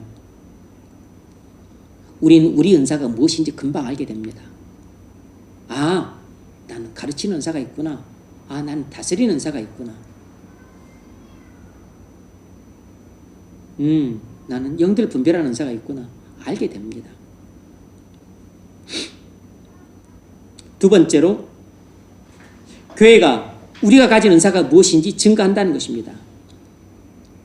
교회가 우리가 가진 은사가 무엇인지 증거한다는 것이에요. 이것이 교회의 의무입니다. 우리 은사를 분별하는 일은 우리만 하는 것이 아니고 교회도 같이 하는 것입니다. 내가 무슨 은사를 받았는가, 나 자신도 분별해야 되지만 교회도 모든 지체가 무슨 은사를 받았는지 다 분별하는 데 동참을 해요. 그래서 교회가 그것을 분별을 해야 적합한 역할을 맡기고 적합한 일을 맡기는 것입니다. 왜냐하면 은사 자체가 나 개인을 위해 준 것이 아니고 몸낸 교회 전체를 위해 준 것이에요. 지체인 나 자신을 위해 준 것이 아니고, 은사를 지체인 내게 준 것은 전체 몸인 교회를 세우도록 하기 위해 준 것이에요. 그러니까 내가 가진 은사가, 지체인 내가 가진 은사가 무엇인지, 눈은 보는 것인데 눈이 가진 은사가 무엇인지를 눈이 잘 몰라. 근데 몸이 아는 것입니다. 머리이신 그리스도의 가르침을 따라서 몸이 분별하는 것입니다. 아, 니는 보는 은사를 가진 거야. 귀, 너는 네가 무슨 은사를 가지고 있는지 잘 몰랐구나. 듣는 은사를 갖고 있어. 그러니까 너는 듣는 일만 열심히 하면 돼. 너는 보는 것만 잘하면 돼. 코, 넌 냄새 맡는 거잖아. 냄새만 잘 맡아. 이렇게 맞게 보는 일, 듣는 일, 냄새 맡는 일, 이렇게 맡기는 것입니다. 교회가. 아니, 그 보는 은사를 갖고 있는 눈한테 네 냄새 맡아, 이렇게 하는 교회는 없어요. 그러면 눈도 괴롭고 교회도 괴로운 것입니다. 아니, 눈이 어떻게 냄새를 맡습니까? 그럼 완전히 교회가 어려움에 처하죠. 지체가 일을 제대로 감당을 못하니까. 손 너는 뭘 만드는 거야. 또 물건 드는 거고. 팔, 너는 걷는 것이지. 열심히 걸어 다녀. 이렇게 일을 맡겨주는 것입니다. 그러니까 여러분이 무슨 은사를 가졌는지는 여러분 자신도 분별해야 되지만 교회도 분별하는 것입니다.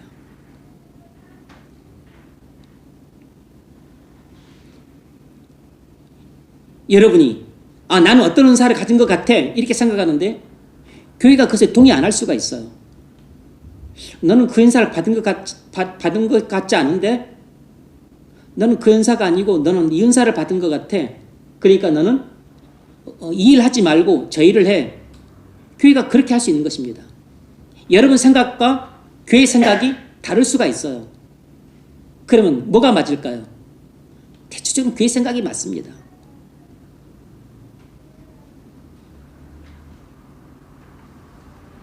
그럴 때 반드시 지체들은 교회가 하는 말을 들을 준비를 하고 있어야 하는 것입니다. 왜냐하면 지체인 여러분 개인의 생각보다 교회 전체의 생각이 대부분 맞아요. 여러분을 지도하는 목사의 생각과 또 교회 지도자들의 생각, 또 다른 사람들의 생각이 여러분 자신의 생각보다 맞을 때가 거의 대부분이에요.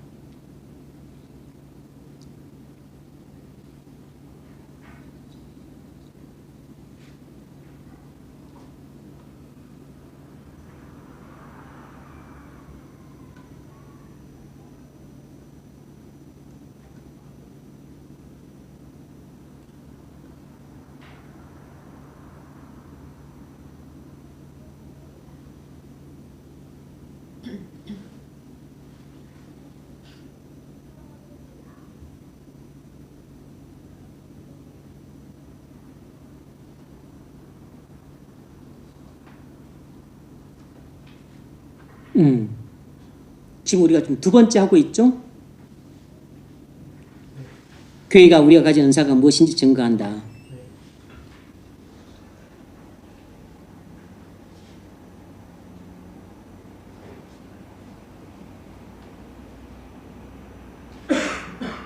첫 번째 문제, 교회는 성도들이 어떤 은사를 가졌는지에 대해 두 가지를 할 수 있는데 그것이 무엇인가? 성도들이 어떤 은사를 가졌는지에 대해서 교회가 두 가지 할 수 있는 일을 하는데 뭔가? 첫 번째는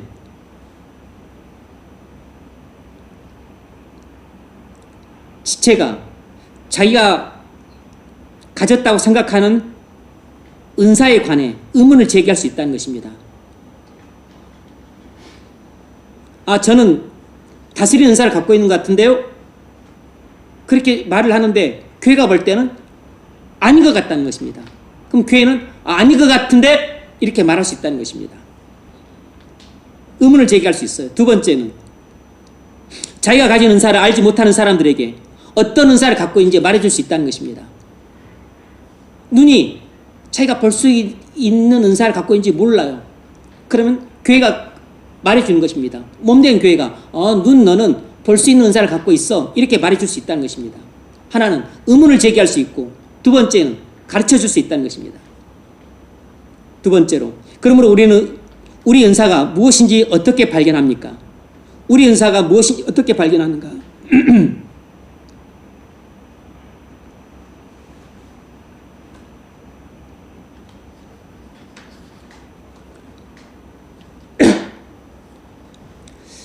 내가 받은 은사가 무엇인지를 확실하게 알려면 이건 두 가지가 좀 맞아야 돼요. 첫 번째로 내가 무슨 은사를 갖고 있는 것 같아 이렇게 말을 했었을 때 교회가 그래 너는 그 은사를 갖고 있어 라고 동의하고 인정을 해줘야 됩니다. 그럴 때 나는 이 은사를 갖고 있구나 이렇게 생각할 수 있는 것이에요. 나는 가르치는 은사를 갖고 있어요. 이렇게 생각하는데 교회는 너는 가르치는 은사를 갖고 있지 않은 것 같은데 이렇게 동의하지 않으면 나는 가르치는 은사를 갖고 있다고 그렇게 생각해서는 안 되는 것입니다. 왜냐하면 내 생각보다는 교회 생각이 대부분 맞기 때문에.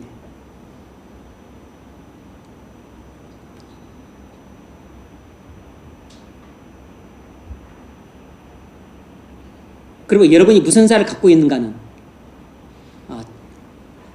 여러분의 생각과 그리고 교회가 그것을 인정하고 동의를 해줘야 돼요. 사람들은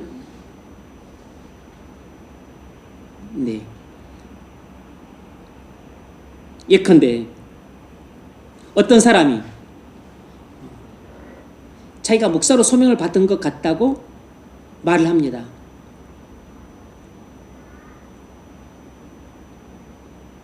그런데 목사로서 기본적이고 본질적인 은사가 부족하다는 것이 드러났어요. 그래서 교회는 당신은 목사로서의 자질과 능력이 부족한데 목사로서의 그 기본적인 은사가 드러나지 않는데 아닌 것 같다. 그러면 아닌 것입니다. 아니라고 보는 것이 맞다고. 100%는 아니랄지라도 아닐 가능성이 높은 것입니다.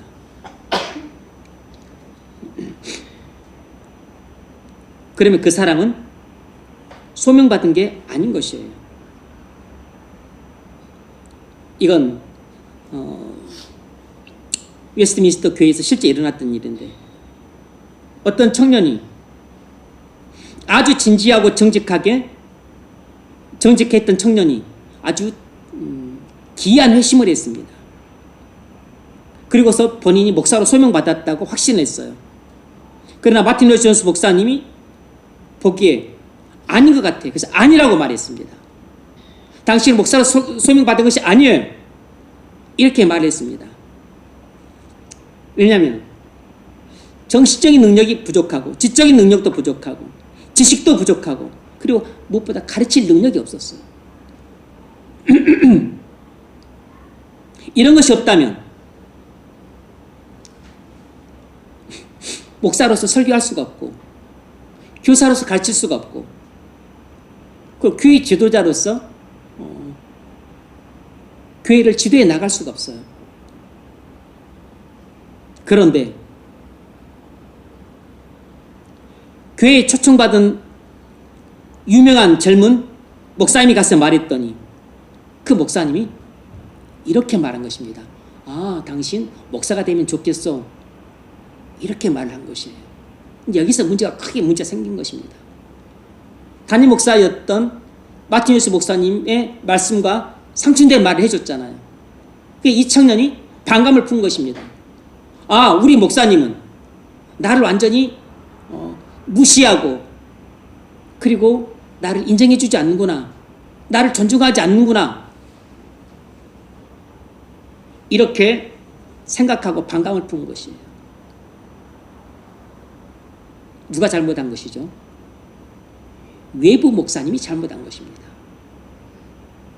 자기가 무슨 사도도 아니고 하나님도 아니면서 목사가 되면 좋겠어. 그런 이야기를 왜 하냐고. 그런 말 한마디가 그 사람의 자신의 진로를 판단하는 데 있어서 얼마나 지대한 영향을 미치는지 모르고 너무나 경솔하게 말을 한 것이에요. 데리고 목회도 안 해봤잖아요. 자기 양도 아니잖아. 자기 양도 아닌 목사가 자기 양도 아닌 양을 상태를 어떻게 하냐고. 한 1시간 이야기 보면 알아요? 모릅니다.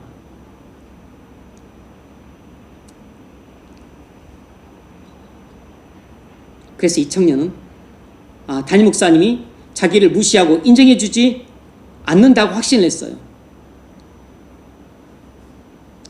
이 청년이 이렇게 오해하는데 결정적인 역할을 누가 했냐면 이 외부 목사님이 하신 거예요. 그 사람은 아마 덕담 차원에서 그렇게 말했을 수 있습니다. 이 청년이 그런 말을 듣고 싶어하는 열망이 있다는 걸 알고서 기왕이면 좋은 말 해준다는 심정에서 그렇게 말할 수 있는데 그것이 얼마나 경솔한 말인지 본인도 모르고 한 말일 거예요.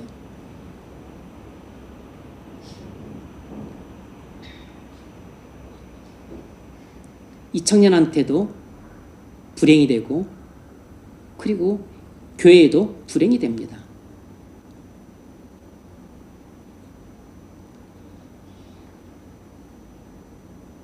혹여 여러분이 어디 기도를 가더라도 무슨 그런 곳에서 만난 어떤 목회자, 무슨 또 기도원 원장님, 그런 분들이 하는 말을 듣지 마세요.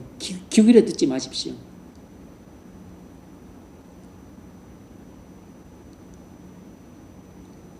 대부분 그냥 덕담 비슷하게 말을 합니다.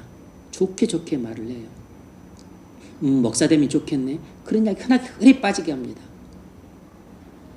신앙 좀 괜찮다 싶고 기도 좀 열심히 한다 싶고 믿음이 좋다 싶으면 너 목사하면 좋겠다. 많은 사람들이 그렇게 쉽게 이야기를 합니다. 그게 얼마나 경솔한 말인지 본인이 모르고 하는 말이에요.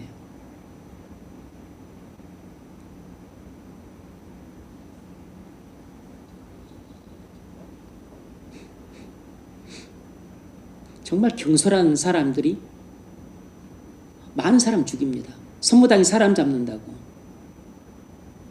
잘 알지도 못하면서 그 사람이 진로에 대해서 함부로 말을 하는 것은 그 사람의 인생을 위태롭게 할 뿐만 아니고 가정에도 문제를 야기시키고 교회도 큰 문제를 야기시킵니다.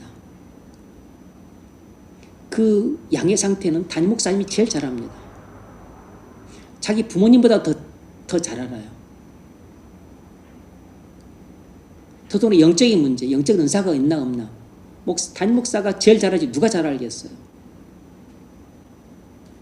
양의 우리로 인도하고 하는 책임을 갖고 있는 목사가 그런 일도 분별을 못할 정도의 목사라면 그 목사가 아닌 거죠.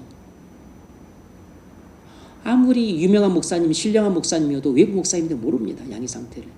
목양은 안 했잖아요. 그 양을 데리고. 그러므로 남의 양에 대해서 함부로 말을 하지 말아야 돼요. 그것이 올바른 태도입니다. 정말 진중하고 그리고 사려 깊고 분별이 있는 목사님이라면 다른 목사님 양에 대해서 함부로 말을 해서는 안 돼요.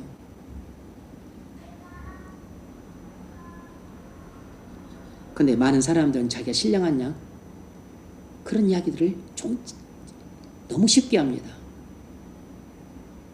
그건 아주 경솔한 태도예요.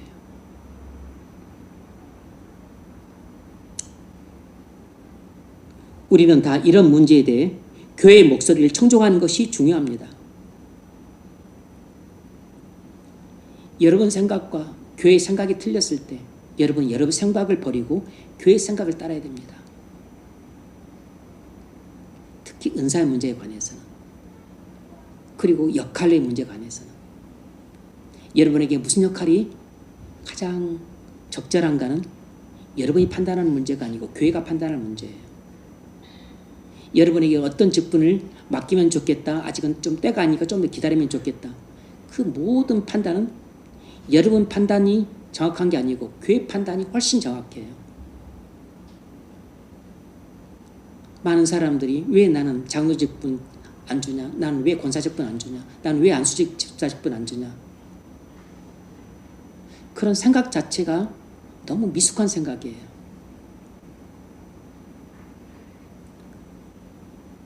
너무 경솔한 말이라고. 그리고 본인이 교만한 줄 모르고서 한 말이고 무지에서 나오는 말들입니다. 말 안 하고 있어도 교회가 다 알아서 줍니다. 뭐하러 직분을 아끼겠어요? 적절하다 싶으면 다 직분 줍니다.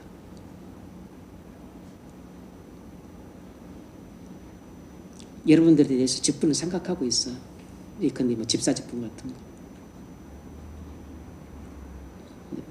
그렇게 시급하지 않으니까 제가 아직 시급하게 지금 다루지 않고 있지만 그런 직분을 생각을 안 하고 있는 게 아닙니다. 세 번째 문제. 6절을 읽으십시오. 무엇이 예언의 은사입니까? 네. 무엇이 예언의 은사인가? 먼저 부정적 측면에서 말하자면 단순히 미래를 예측하는 것을 말하는 게 아니에요. 그럼 뭔가 예언 은사는 성령의 직접적인 영감입니다. 성령의 직접적인 영감이에요. 그렇게 예언의 은사가 무엇인지는 좀 분별하기 쉽지 않아요.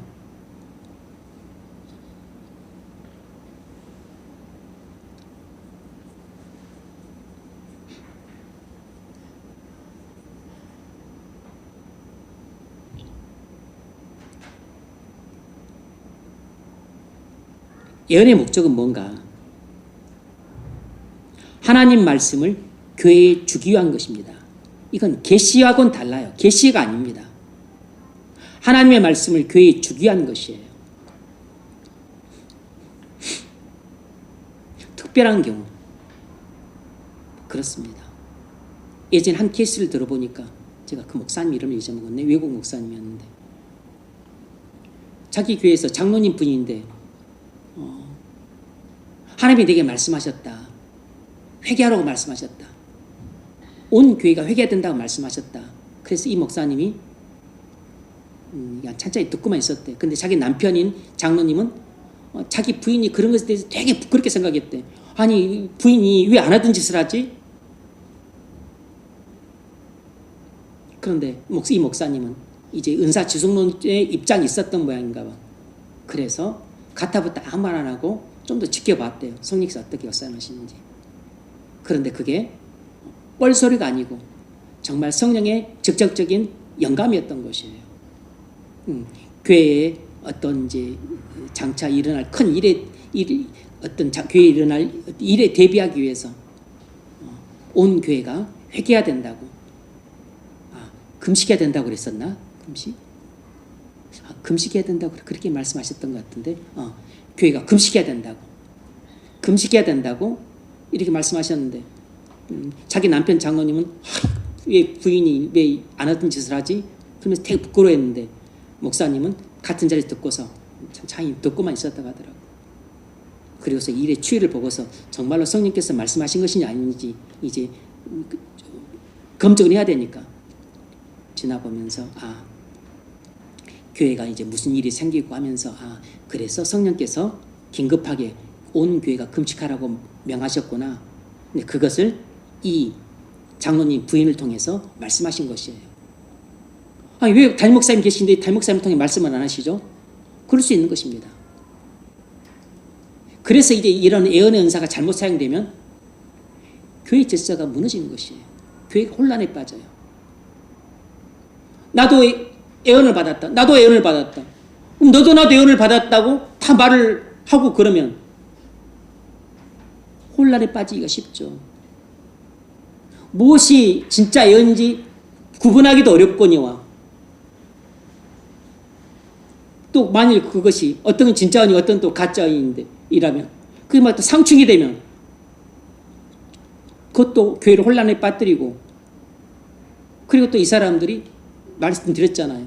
교만에 빠지기가 쉽다고. 나는 이제 마치 이제 본인들은 계시를 받은 느낌이거든. 느낌 자체가. 나는 직접 하나님께 계시를 받았는데 목사님이 계시 못 받았네. 목사님 별거 없네. 나보다 못하네. 이렇게 또 교만에 빠져서 아나무인격으로 교회 지도자들을 대하는 일들이 빈발한다고. 그래서 예언 은사가 특별히 위험해요. 사도 바울은 모든 은사 가운데서 예언 은사를 특별히 사모하라고 했지만 그만큼 교회에 바르게 사용하면 교회에 건덕을 세우지만 잘못 사용하면 교회를 아주 혼란에 빠뜨립니다. 어떤 은사보다도.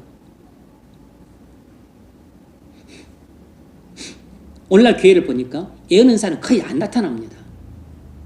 예언 은사가 나타나는 경우를 거의 못 봤어요.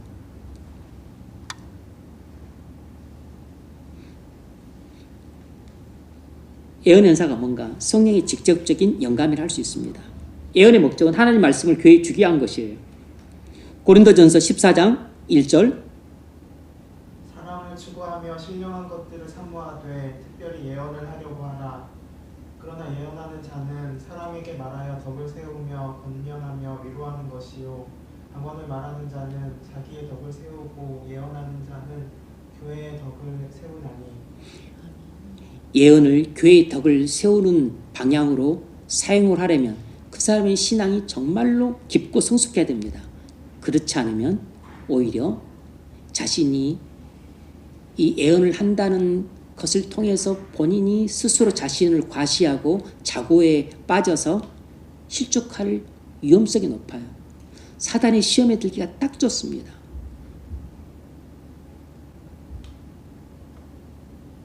예언하는 사람은 교회에 하나님께서 하고자 하시는 말씀을 전달하는 것입니다. 하나님께서 교회에 하고자 하시는 말씀을 전달하는 것이에요. 그럼 일반적으로는 하나님께서 교회에 하고자 하시는 말씀을 누구를 통해 전달하시겠어요? 목사를 통해 전달하시죠. 목사를 통해. 그래서 목사의 설교와 가르침이 일반적인 의미에서는 예언의 의미를 담고 있어요. 목사가 하는 설교와 가르침 속에는 일반적인 의미에서 예언을 담고 있다고.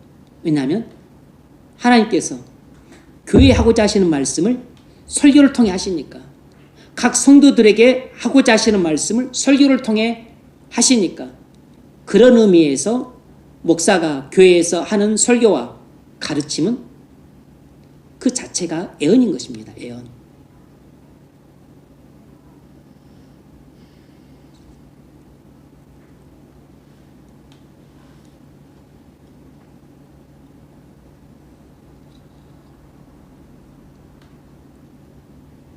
예언과 설교와 가르침의 차이는 뭔가? 즉각성의 차이입니다. 즉각성의 차이예요. 예언은 한 말씀이 어떤 사람에게 임하는 것입니다. 예언은 하나님 말씀이 어떤 사람에게 임하는 것이에요. 첫 번째로 설교와 가르침은 그렇지 않습니다. 설교와 가르침은 목사가 묵상하고 연구하고 준비할 시간이 필요해요. 그래서 목사이자 교사는 준비 없이 강단에 올라가서는 안 돼요. 순간의 영감에 자신을 맡겨서는 안 됩니다. 그런데 이런 경우들이 있어요. 예전에 어떤 섬겼던 교회 그 목사님은 중등부 담당이었는데 설교 준비를 안 해요. 그래서 설교 자리만 딱 갖고 가가지고 그냥 영감을 받은 대로 설교를 한다는 것입니다. 그러면 설교가 어떻게 되겠어요? 중구난방이 되는 겁니다. 목사는 설교를 그렇게 하면 안 된다고. 왜냐하면 목사는 성령의 직접 영감을 즉시 받아서 전하는 게 아니기 때문이에요. 목사는 설교를 충실히 준비해서 전해야 됩니다. 그래서 성경을 연구할 때 성령께서 조명하시고, 묵상할 때 성령께서 감동하시고, 그리고 설교를 선포할 때 성령께서 선포를 통해서도 임재하셔서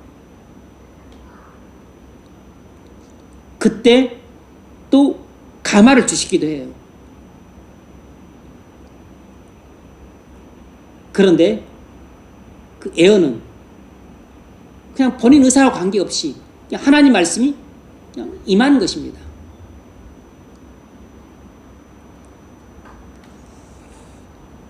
그래서 예언은 준비가 필요 없지만 설교는 준비가 필요한 것입니다.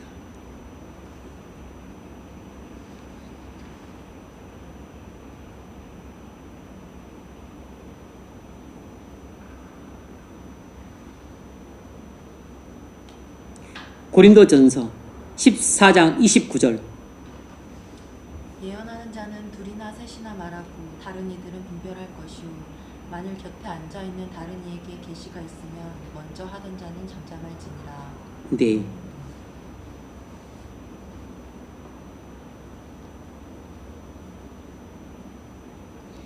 여기 계시라는 말이 나오는데 오해하시면 안 됩니다.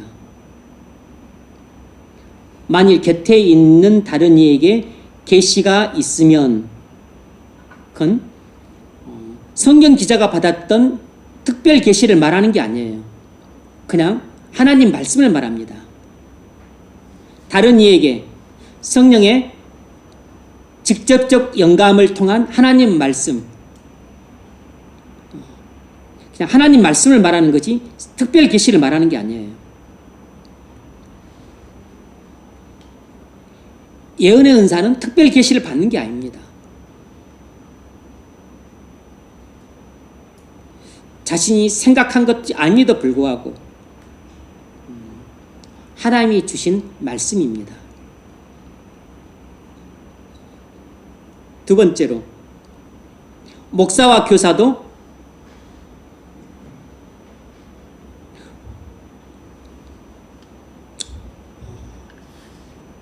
본질적인 측면에서는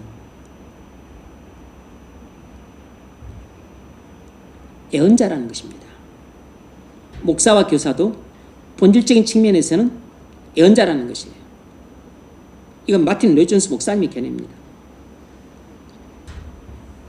그래서 신학교를 뭐라고 부르냐면 선지학교라고 부릅니다. 선지학교. 하나님의 선지자들을 양성하는 학교라고 불러요. 오늘날에도 그래요. 하나님 말씀을 대언한다는 것이죠. 하나님 말씀을 대언한다. 예언한다고 말하기보다는 대언한다고 말하는 것입니다. 하나님 말씀을 대언한다는 건 무슨 말입니까? 하나님 말씀을 성도들에게 전하는 것이에요. 하나님 말씀을 교회에 전하는 것입니다. 그게 뭐죠? 그게 예언이에요.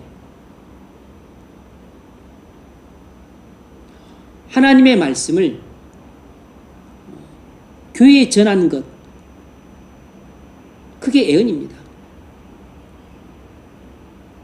성도들 개인에 대한 하나님 말씀을 목사가 대언해요. 그게 뭐죠? 그게 예언이라고. 그래서 그런 측면에서 목사는 본질적으로 예언자라는 것입니다. 그런데 이제 오늘날 예언자라고 말하지 않죠. 지금 예언이라는 은사를 말하니까 예언자라고 말하죠. 그냥 목사는 원래도 선지자라는 의미가 강해요. 하나님 말씀을 대언하니까. 우리는 다 제사장입니다. 이게 목사는 강단에서 하나님의 말씀을 전할 때는 선지자로서 전하는 것입니다. 그리고 기도할 때는 제사장으로서 기도하는 것이에요. 그리고 또 교회를 지도하고 목행정을 할 때는 왕은 아니지만 예수님이 이제 이 교회의 그 머리 되시고 교회의 주인 되시지만 예수님 역할을 대리하는 거잖아요. 그런 측면에서 교회의 행정을 총괄하는 것입니다.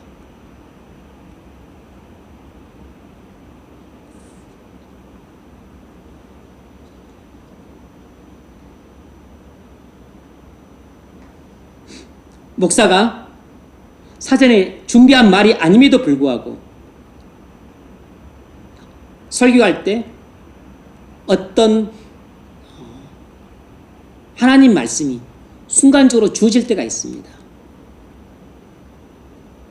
그것이 성령의 직접적인 영감일 수 있죠. 원고에 없는 말을 설교 목사가 한다고 해서 그게 모두 다 하나님이 성령이 직접 영감을 받은 것이 할 수는 없지만, 그러나 원고에 없지만 갑자기 성령의 직접적 영감을 받아서 어떤 말을 전할 수 있어요. 성령의 직접적 영감을 통해서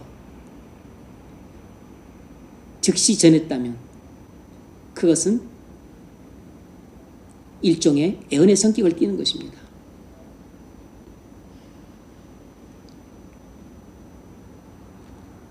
원고에 없지만 명료하고 세력 있고 직접적으로 하나님의 말씀이 주어지는 것입니다. 이런 예언은 설교나 가르침, 전할 때 언제든지 올 수 있다는 것이에요.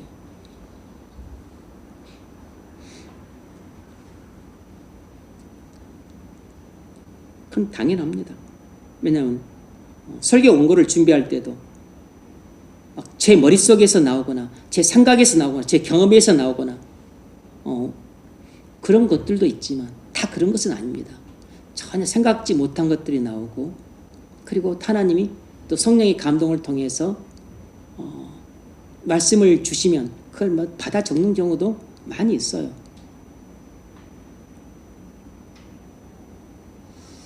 그래서 영적으로 좀 막지 않으면, 또 정신적으로 이게 막지 않으면, 또 몸 상태가 또 좋지 않으면 설교 준비하는 게 어렵습니다. 설교 준비가 안 돼요. 준비가. 가르치는 것은 그냥 뭐 자료 준비하면 되니까 하면 되는데, 설교는 그렇지 않습니다. 설교는 성령의 조명 없이는 불가능하고, 성령의 감화 없이는 준비가 안 돼요. 성령의 조명을 받고 감화를 받아야만 설교를 문을 작성을 할 수가 있어요. 세 번째로, 여자들은 예언할 수 있지만 설교할 수는 없다는 것입니다. 여자들은 예언할 수는 있지만 설교할 수 없고 가르칠 수 없다는 것이에요.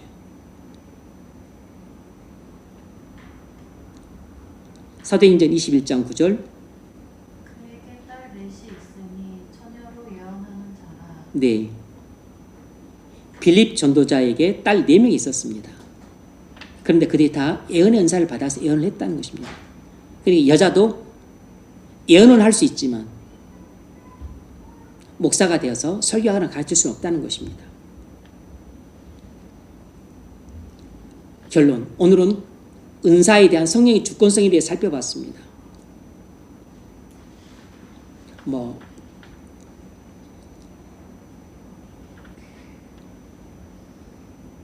은사는 성령께서 자신의 뜻을 따라 그리스도의 몸된 교회에 지체된 사람들에게 주십니다. 무슨 은사를 주시는가는 전부 성령의 주권적인 의지에 달려 있어요.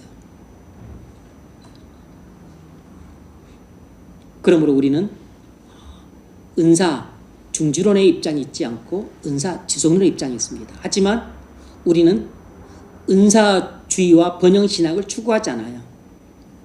은사주의는 위험한 사상입니다.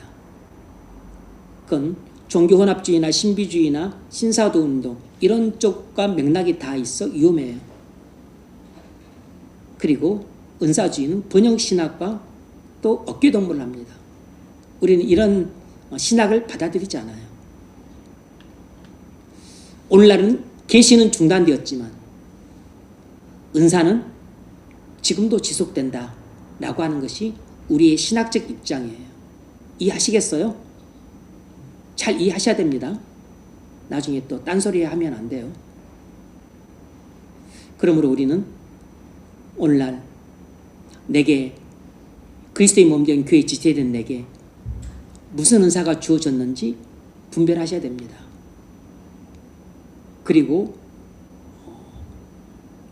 교회가 그것에 대해서 인정하고 동의를 해줘야 돼요. 그래서 여러분의 생각과 교회 생각이 같으면 여러분은 그 은사를 받은 것이라고 보시면 됩니다. 그럼 확신할 수 있죠. 그럼 그 은사에 맞게 여러분이 직분을 맡아서 그 역할을 감당하시면 됩니다.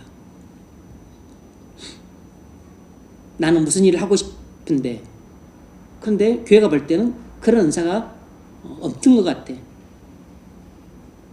그러면 교회가 그 어떤 역할을 잘 맡기지 않아요. 그러면 그것에 대해서 여러분이 소원하게 생각하지 마셔야 됩니다. 아, 내게는 아직 그런 은사가 없구나. 내가 아직 준비가 안 되어 있구나. 그렇게 생각하시면 하등의 문제가 안 돼요.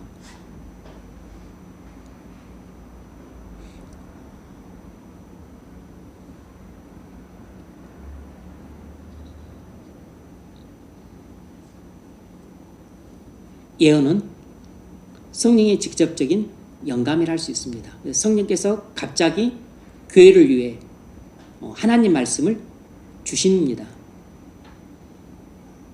일반적으로는 그런 경우가 거의 없어요.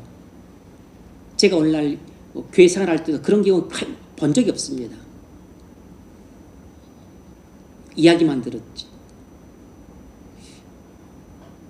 교회에 대해서 하나님이 뭔가 말씀하신다면 교회를 목회하는 목사에게 말씀을 하십니다. 그래서 설교를 준비할 때 말씀을 하시거나 아니면 기도할 때 말씀을 하세요. 그래서 여러분에 대한 하나님의 뜻을 전하게 하십니다. 그런 측면에서 설교와 가르침은 하나님 말씀을 대언하는 것이기 때문에 예언의 의미가 담겨 있는 것이에요. 예언이라고 하는 것이 무슨 앞일을 예측한다 그런 게 본질은 그런 게 아니에요. 예언이라고 하는 것은 하나님 말씀을 대언하는 것입니다.